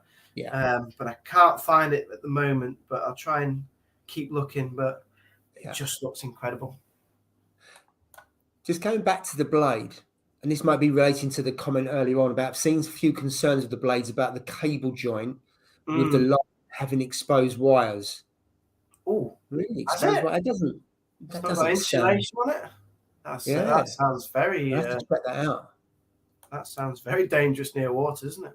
And then the zoo's asking about the price. I must admit, I haven't seen. You can. I must admit, I haven't looked. Let's have a look, because I think they're on pre-order, aren't they? I'm not sure. They're not available here yet. It's just America at the moment. I'm not sure. AAC may have just got a sample. The Refugium. No, they seem to be out. Kraken's got some. Have they? Okay, how much? I suppose it depends on what length you need as well, because obviously you go from really small. They start at a foot and then they go up to, I don't know what. Yeah, so you're talking. I don't know if that's going to be. We need to be able to cast the screen, but for a 12-inch blade, $154.99. Oh, you can see that. That's for 12-inch. The 48-inch there is $549. I mean, 40 inches. What's that? It's nearly like. It's 4 foot, isn't it? It's a 48. That's 48 inch. So a 4 foot tank. It's $549 quid. And I must admit, I don't know what the spread is. So I don't know if you would need two of those in a 4 foot tank. Variations, 21 inch, 30 inch. Yeah. And there's the Refugium light, which is tiny, and that's 150 quid as well. So that sounds like a lot for a Fuge light. Because I've got a Tunzi one that's actually waterproof as well, and I think that cost about 50 quid. It's a really good light because you haven't got to worry about spilling any water or anything. You can actually put it in the water. You could keep it in the water if you wanted to. It's a really good light for Refugium. Well, it grows my Chateau pretty good. I'm sure those blades are really good, but again, isn't it a bit unproven at the moment because no one's had it long enough to say, actually, this is a great product. I know obviously people have had it a few weeks, but is that really long enough to say how good the light is? So at the moment, it's a bit of a gamble. It's probably worth waiting and seeing 6 months, 8 months, and see what other people have got on with it like, and then yes. Absolutely. It's probably not helpful for the company, but sorry about that. No, it's not. No, I know what you mean. And we talked before about, do you go with the first generation? Yeah. Or do you see the second and third generation and see the feedback and then you invest? It's a tough one, isn't it? Maybe lights, it's because lights are far more mature than your testing kit, the automation, everything else. It might be easier to go with that one because it is proven technology, the lights. And also they're based on AI technology and radiance. So they're not noobs, are they, to lighting? But I get where you're coming from. So Haley's put around Bengai's live for 4 to 5 years in captivity. So 7 years, not too bad, but doesn't take away from the disappointment of losing. It's had a good home there, hasn't it? Really? Yeah, absolutely. Right, let's look at this. So some years ago, some people used to dye torch corals with red and blue yellow dye to make the corals look better. Now, what I have seen is some videos where people put dye into fish. It's more in fresh water, and it just looks horrible. And you're thinking what pain the fish go through. But no, I never seen that, Carl. I mean, now actually, just add some blue light, and you can get some stunning color on torch coals, can't you? Yeah, or change the different filters in the Orfec lenses and stuff. You get different colors then, don't you, and stuff like that. But yeah, so I've got a comment there about anyone going to Cracknell on the 26th of Feb. I won't be. I don't think I'm going to that one now. Just a distance. So. I don't know if Steve's the nearest, isn't he? He might be. He might do if he's not working. Yeah. He might put a bus on for everyone. Yeah. Take you all down. Yeah, and then all Fish Havoc stress will bring it out. I'm waiting for your next event, Paul. That's what I'm waiting for. I know you mention it every week. So I'm trying to. I can't see you at the moment, Paul. What put yourself? Oh, sorry. Yeah. No, so I'm trying to sort something out at the moment. It's trying to juggle work and an event, and also lock down a date, which is the date is actually becoming more problematic than I thought. Oh, right, okay. Because the date that I initially discussed with you can't do that now because some of the people I wanted to be there, it clashes with Reef Palooza in America, which I didn't think would be a problem. But no, we're not taking from them, are we? There's either some UK vendors and some people I know that are going out to that one. Right, okay. So it's a bit of a problem, and then after that you've got bank holiday and stuff like that. So I thought they'd complained about our event and they were worried that they wouldn't have enough numbers. No, some of the vendors, potentially some vendors that I'd like to be there, can't make it. So we'll see. Hopefully, I'll have some news in the next month, but we'll see. And we talked about, I don't know if this is something that people want. We talked about doing perhaps a live stream, live, didn't we, for a little bit of time. I think the Wi-Fi they've got there is a bit like the Mackie D Wi-Fi I used to have. If they had really good Wi-Fi, they haven't got plug-ins, so you couldn't plug in the Ethernet cable because that's what you would need. I would love to stream it live, and we'll all be live in the live room. With a live audience, that would be the live audience, yeah. So yeah, I'd love to have an all-day event, and we have a live stream, or you potentially, and this is an idea, you get, I don't know, a really good LFS or someone that's in America or Australia that actually is live in the room with you, and you can do a Q&A with them. So that is, but the problem is the connectivity is so crap. It's worse than my Wi-Fi. So unless I could nail on that I've got really good Wi-Fi in the room, I wouldn't want to do it because people pay the money. You go along, and it's crap, and you don't. The person's in and out. I wouldn't like that. That would upset me. It's got to work. Yeah. So that's kind of thing. Having said that, moving on, white spots. So we bought some fish from my son's tank. He's got fresh water, and they got white spot. So I've had to get some treatment, and actually the treatment's really good. It's worked, and the spots have gone. Still got to carry on the treatment, and I know the white spot, the ick would stay in there, but hopefully it won't come back. Update from Black Pearl Reef. You're helping us out loads tonight, mate. I appreciate that. So he's just sent me a picture of the AI blaze. Let me just turn up the brightness here. Yeah, and I'll put you on solo. And I don't know if that's just a faulty one or whatever, but that is not good. So you can see there. Oh, I see. Yeah, you can see where the thumb is. Follow the thumb from left to right, and you can see a red wire, can't you? See the red wire, and actually where water could perfectly get water runs along cables really well, wouldn't it? So just run into that gap there. Yeah. And then into the device. I suppose the thing is, I'm not trying to make defense for it, but if they're quite high up, you still got salt creep and everything else and you could get splashes and stuff like that, and you'd rather not have the wires being exposed. Let's face it, for a brand new. Brand new light is problems with the wiring basically. Maybe something I have to fix. But we all know, like the first gen, as it were, always have issues, don't they? I know with the I don't know if I dare say the KH keeper, but Steve's not here, so we don't. Yeah, we can mention it without him exploding. But I know it's a lot better now, and it works really well, and a lot of people enjoying that bit of kit. But the original one was for some people problematic, wasn't it? Yeah, absolutely. And then you got a comment here, Jay needs a canopy. The amount of light it's making, it looks like he's enjoying a summer's day. This is why I look so orange, because I just come in here for... I just need to get some, my sugars are low, so I just need some jelly babies. No worries. So, Black Pearl Reef said I have to read the post. Let me just read the post then. So this is the AI Blade Grow. Both of the Grow and the Grow lights have received for testing have had wiring problems. To me, this isn't so much of a problem as it's a QC and an electrical problem. Maybe it's the career aircraft electrician and a business degree in me that makes me feel that the waste of having to replace these defected lights. Oh my God. It's not good. Not good, no. Telly Graham, he's been on Reef Docs Live, I believe. Yeah, he does quite a lot. He takes kit apart and he does really in-depth reviews.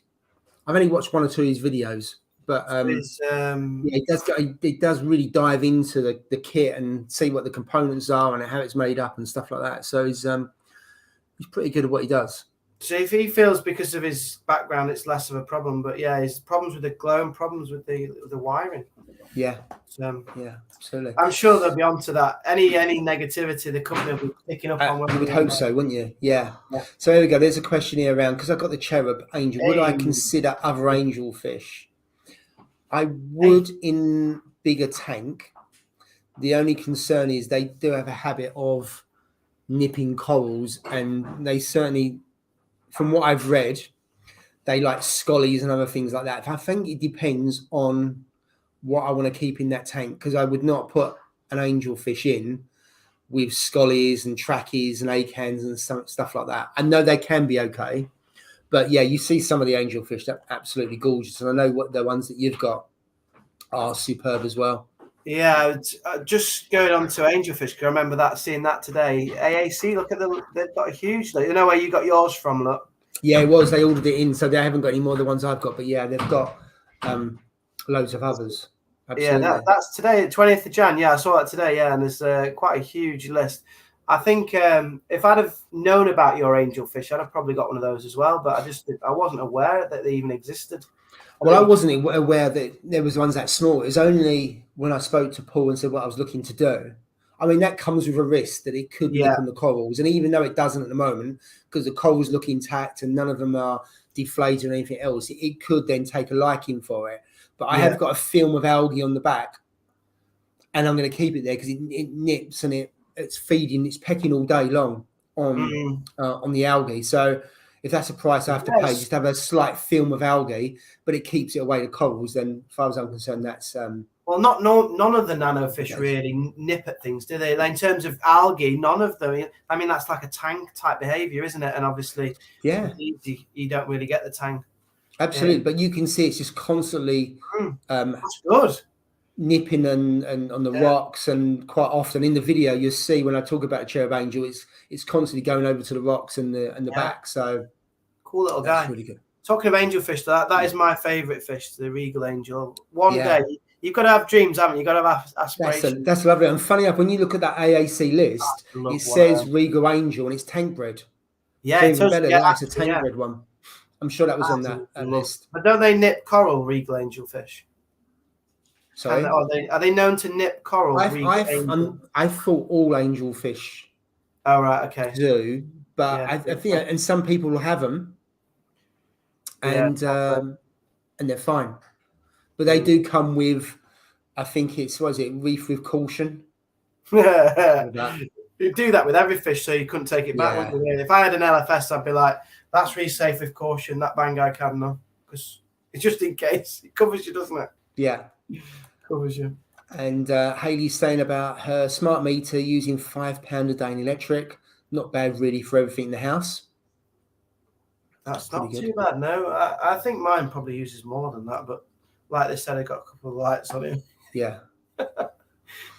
And then you're talking about the AI lights, 12 inches of refugium light, I think. Yeah, it is. Yeah, it says refugium light, but that. Yeah, and then the zoo saying about I need a 48 inch and one won't be enough. So talking crazy prices. So you're probably talking twos. You're talking over $1,000. But if you're talking about a 4-foot tank, if you went for the Radians, that'd be a lot of money as well. So it really depends on what lights you go for. And of course, you could pick up some Radian XR30s Gen 4 second hand, put 2 over there, and it'd be really good.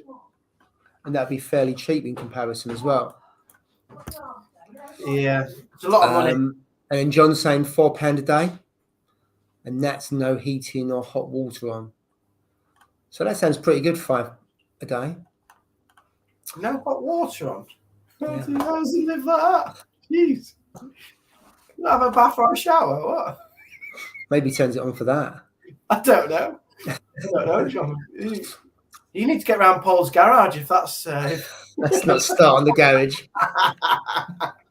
I thought he'd be broadcasting from the garage with it being warmer than your house tonight.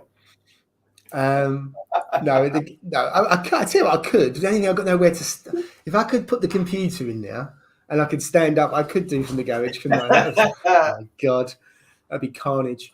And then Carl, Love to Reef was so good. Yeah, thanks, Carl. Everyone, all the feedback from that was really, really good. I know you enjoyed it, Jay. And I really enjoyed it was only, well, it's supposed to be 2 hours, wasn't it? It was 3 hours. It just overrun, which wasn't a problem. Yeah, it's lovely atmosphere. You got some great stalls in there as well. It was really good. The pick and mix on the entry, that was just topped it for me. You know, there's little touches like that. I thought it was great. Yeah. And the speakers, obviously, Paul from AAC and the chap from X. Yeah. Jez, yeah, that was him, yeah, it was great. It has to happen again, has to. Check your Instagram. Yeah, I just did. It was the AI Blade picture. Yeah, cheers. So we got tonight. Yeah, so Haley's got 3 XR30s on main tank and a Jack Spec jump blue on my Nano. There we go. Yes, we're going away from reefing again. Yes. Well, about John's well-being here because boil it not water. Rather than give up my tank, needs must. Sounds like he needs a GoFundMe page rather than anything else. Yeah, GoFundMe a shower. So before we came on, I'd put a title on it talking about nano tanks, and we've gone over an hour and a half without talking about nano tanks. So I'm going to have to go back and change the title. Otherwise, someone's going to say on the live show, "Oh, it's about nano tanks," and we're now at almost 20 to 10, and we haven't mentioned nano tanks. So I want to talk a little bit about nano tanks, even though I will go back and change the title. So there's one of the things that's always I thought about what size is a tank, and it's not a nano tank. 3 foot. You think? I would say nanos. Obviously, got Pico as well, haven't you? I'm sure someone's actually done the. There probably is something in there. So in the chat, what would you consider if it's over a certain litre? It's not a nano tank. So I've got a Red Sea Reefer 170, and I don't consider that. I don't consider that a nano tank. I do.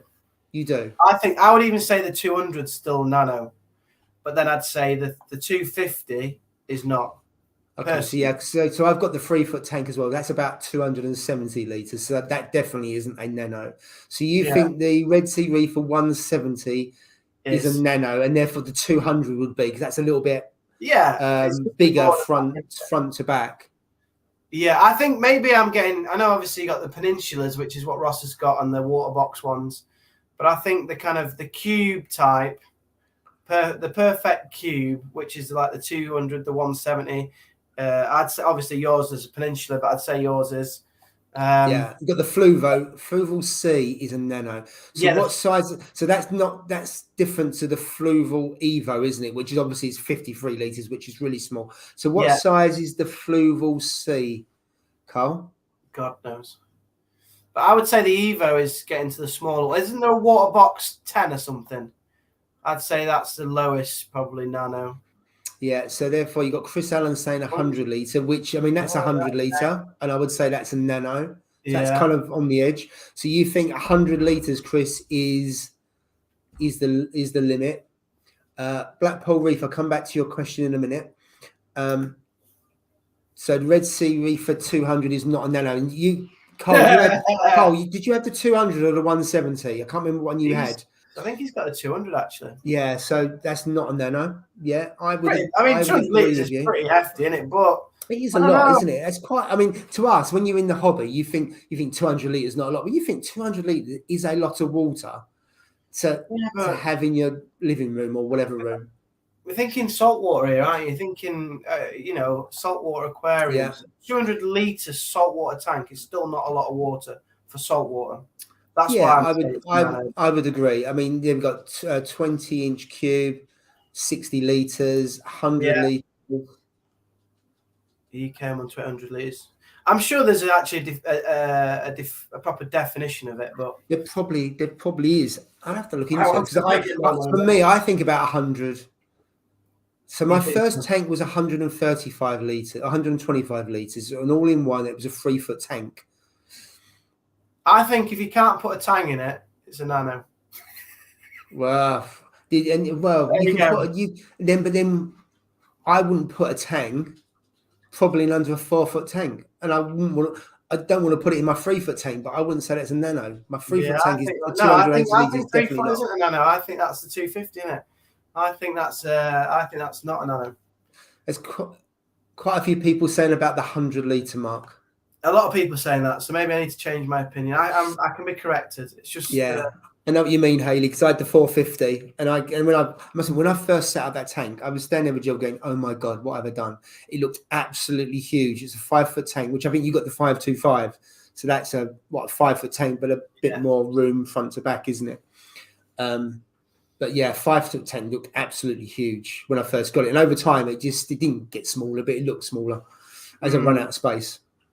But yeah, I actually think 100 litres seems to be the consensus. Let's go in the UK. He knows what he's talking about. He's been in it a long time. I'm a young pup, so I talk nonsense. I think 100 has been said, Jay, but also a lot of sense at times as well. To be fair, I think 170. I don't think that's a Nano. You don't think so? No, I don't think so. Doesn't look much bigger than ours, to be fair, though. Have you ever seen? Oh, you obviously seen one, haven't you? I've got the 170. Yeah. I've got the Red Sea Reef for 170. Yeah, you have, yeah. They don't look that big to me, to be honest. I think a lot of the water's still in the sump, isn't it? So the actual display is not much bigger than yours. I'm trying to think. I think it's probably about 120. Yeah, 120 litres. I think roughly would be actually in the display. So in terms of water in the display, you're right. It's not a massive amount of difference, although you have got the back chamber, haven't you? So that takes up quite a bit of space. A lot of it. I mean, I don't know if this is not linked to Nano, so I'll hold that one. I don't want to go off track again. No, go on. You go off track. So I've got nothing else to say on that. But what? No, on Facebook, a lot of people are talking about how much rock they should put in, like in kilograms and weight and stuff like that. And I never once weighed my rock. So it used to be if you go back a number of years, because you didn't have other kind of media, and it wasn't very efficient. It used to be, I can't remember. It's almost like X amount of kilograms for every X amount of litre of water, and it used to be on flow. The flow used to have 10. Your flow should be 10 times on your return pump, and you should have X amount of kilograms of rock, because in those days the flow wasn't very good. Your the kind of things that you would have, you had skimmers, but you didn't have bio balls, and you didn't have the filter rollers and all that kind of stuff. So actually trying to get nutrients out, a lot of that was driven. The rock you had would be your filtration. Rather than other things. So that's why, no one really talks about 10 times flow anymore, because you've got the power heads are so powerful. In fact, people are saying actually your flow could be a lot lower, because then as it's going through your sump and then it's going through different clavices and other things, you don't need 10 times because that's too much. But there was a real discussion about, you've got too much rock, or you need this many kilograms for this many litres. And when I was doing my scape, and I just think, well, as long as it's got holes for the fish, and I use the 2/3 rule, which 2/3 height of the water line, and make sure you've got some space around it. I didn't actually think I've got too No, much it was a thing for sure. That used to be it, because it makes sense. Because you imagine if you didn't have your clarity and you didn't have all that, and we don't know the science that we know today, it was pretty much you had live rock, and your live rock was your filtration, and that would suck up your nutrients. Yeah. And then you had a skimmer as well. And there were other things, but that's what it was driven by. That so 10 times flow, and X per what it is. I was just like, I was interested in that debate because I didn't understand the debate, to be honest. Yeah, so that's where it comes from, but it doesn't really matter nowadays, I would say. Yeah. Whereas people went minimal, now people are talking more about you've got to have sufficient rock for your fish to hide, swim throughs and all of that, because that affects the health of the fish, because when they're stressed and everything else, they want to hide. And if there's nowhere for the fish to hang out, you then get conflict because you haven't got enough territory for all the different fish. Therefore, you've got to have fish that swim open. So I mean, because BRS, if you go back a little while, they was talking about having minimalist escapes, negative. I can't remember. There was negative space, isn't it? And all that negative space. But then they changed their tune soon after to say, well, actually, you do need lots of little holes and hiding places and swim throughs because of for the sake of the fish. So that changed quite quickly. But I felt like putting in the chat. I just felt like putting back. Make escape that you like, you know, for the shape of your tank and aesthetically you like it, and just make sure that it's not too high that you can put the corals on top. Felt like saying that, and then I didn't because obviously everybody was commenting like, actually you should put 8 kilograms in, and I was like, okay, I don't really understand that. So that is old school, and I think Black Pearl Reefs captured it quite well there around the advancement of the hobby. And at one point, people used to put plastic bioballs in. They still do that in some LFS in the fresh water I've seen. And you got the max spec bioballs as well, and we talk about that quite a bit and use those. And you think about the surface area. You know what? They are really good though, aren't they? Those bioballs. I know they're not very exciting to talk about or to look at, but they obviously do a really good job in your sun. Absolutely. If you haven't got enough live rock, then you can supplement that for other things like the bioballs. I don't think I'd run a tank ever without them in there. Yes, it seemed to absolutely for the natural cycle of the tank and the filtration of the tank. They do a wonderful job. Yeah, absolutely. So going back to calc, I wouldn't run it on the Red Sea Reef for 170, but on the DD 900, which is about 280 liters. At some point in the future, I will set up calc in that tank. I just got to get around to doing the research myself. And I don't use all for reef in that tank. I use Red Sea, the core products, so the alkalinity, calcium, and magnesium. So I probably will. Also, it's got quite a lot of coal in it, so I can get it to kick it in and dial it in pretty easy. So I will be using calc on that when I get round to it. But I just got to do a bit of research because I understand very little about it because I've never used it. But I will do that. And then the other question I had is, for a nano, is there a need to use a skimmer? Because I know you use the skimmer on yours, and I very rarely switch the skimmer on mine, and the nutrients are okay. Now, no skimmers pull out stuff that you don't measure, so it pulls out other kind of stuff.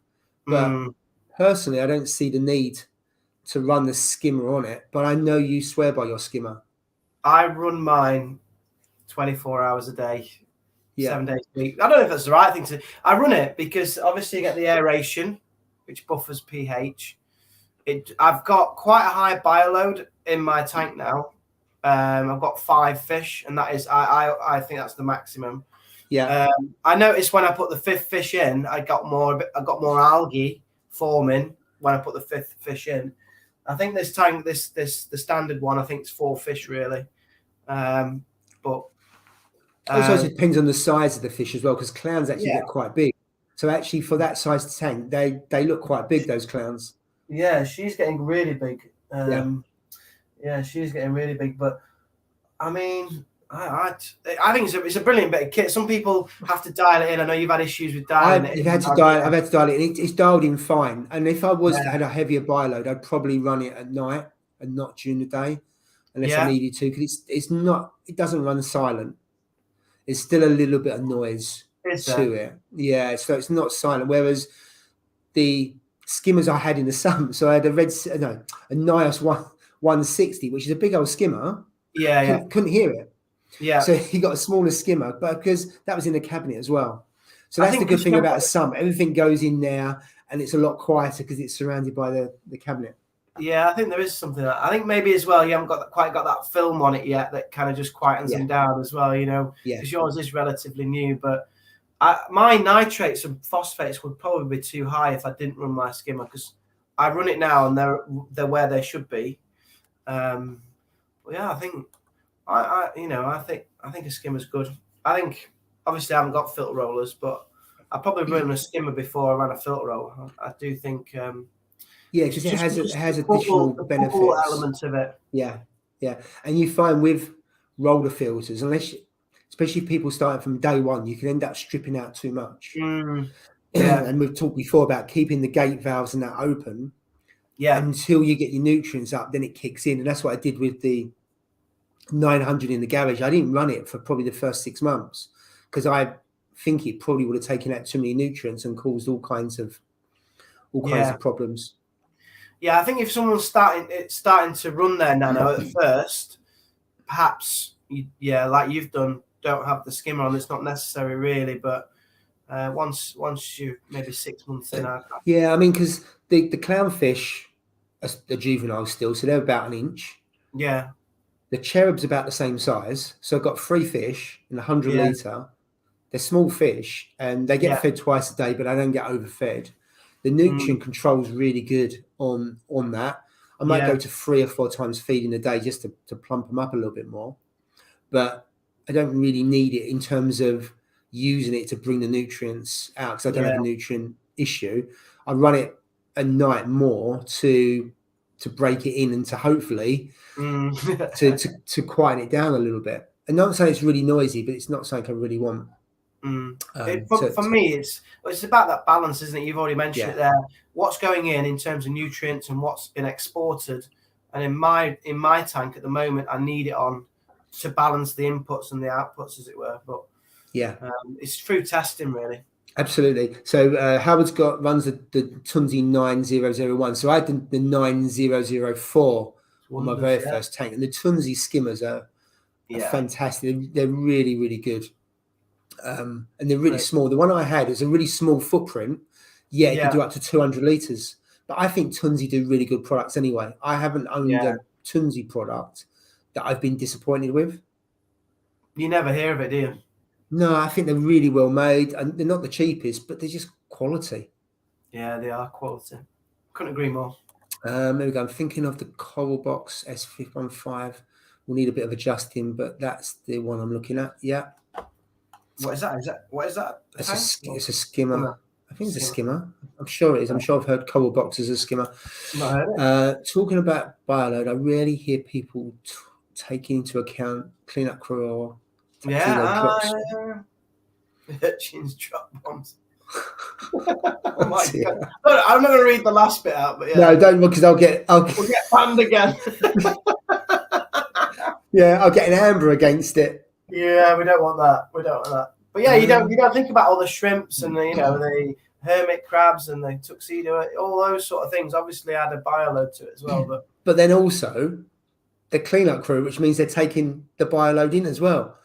So is it kind of they're taking and then obviously they give out, but overall they must be benefit. Otherwise, I wouldn't bother having them. But I see where you're coming from on that. I've never really considered it before.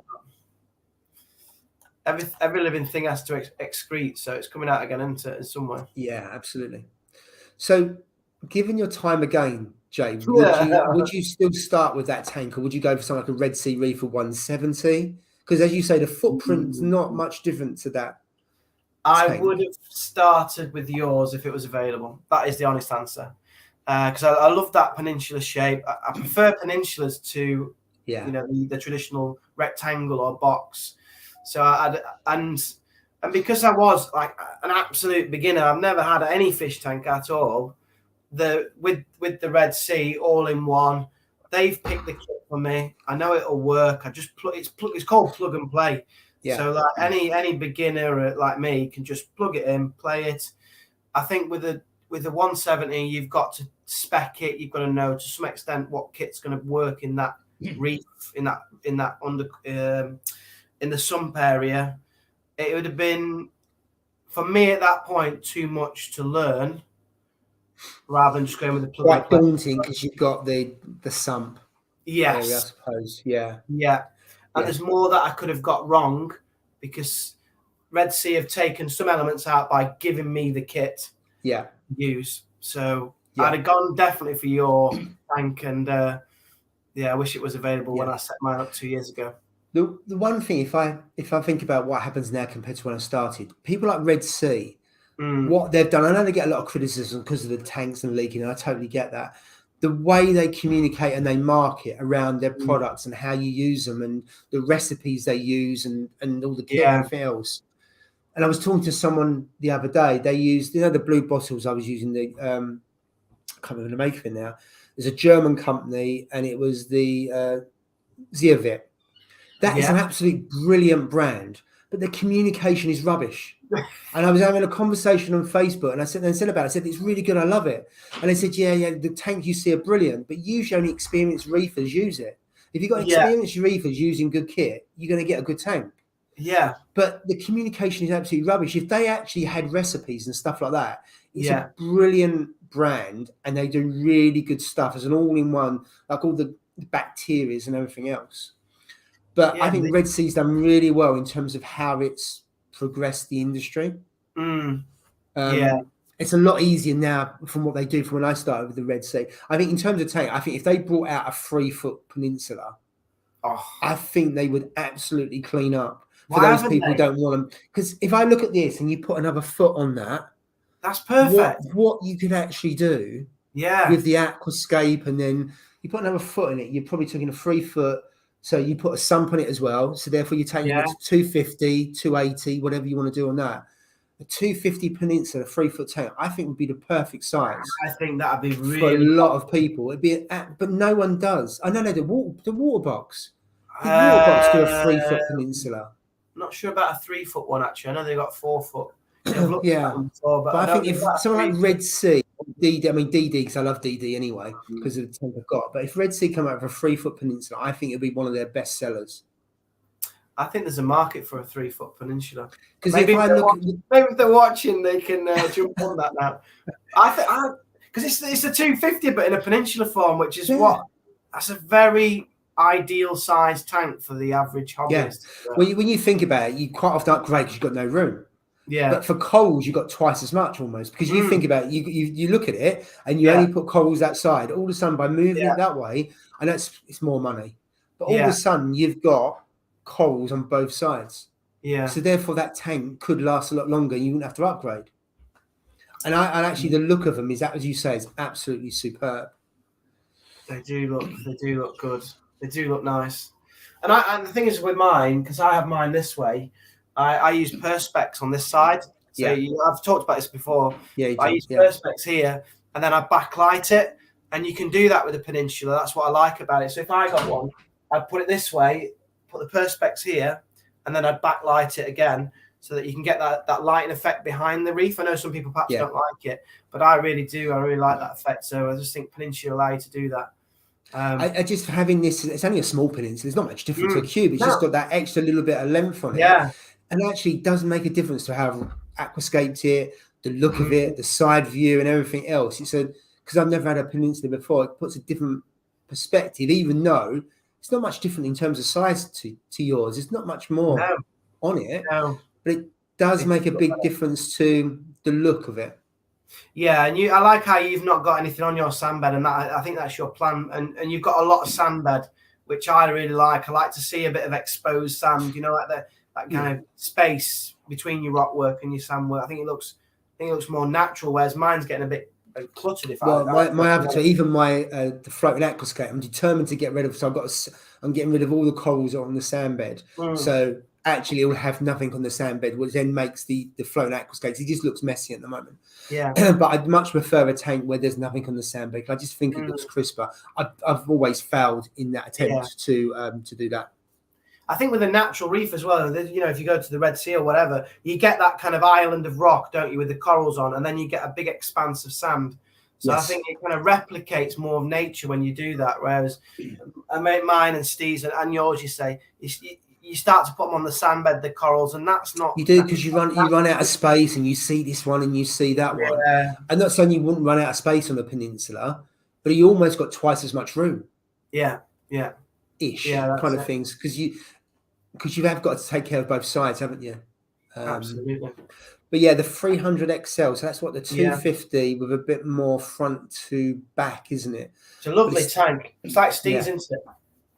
Yeah, he's got the 350. No, so the 300 is 3 foot, but it's 2 foot front to back, and it might be a little bit deeper. Whereas Steve's one's the 350, it's 4 foot, but I don't think it's 2 foot front to back. No, it's not. No, and then you've got the 425, which is 2 foot front to back.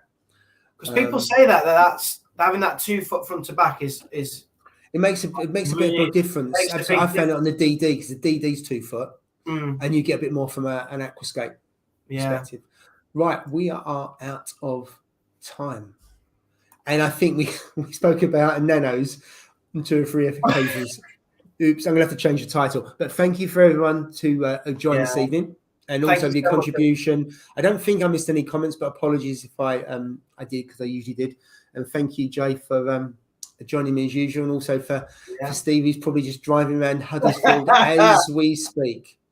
I've had a great evening, so thank you very much. So anyway, have a great weekend, whatever you do. And where are we next week? Are we on one of their channels? I've got no idea where we are next week. We're either on Ross or Steve's, but we haven't talked about who's around. But I think they're both back, but I'm not 100% sure. I think so. I think it's all 4 of us. So look out for the Instagram and the YouTube post. But thank you, everyone, for joining. Yeah. Have a good one. Have a great weekend, guys. Thanks. Bye.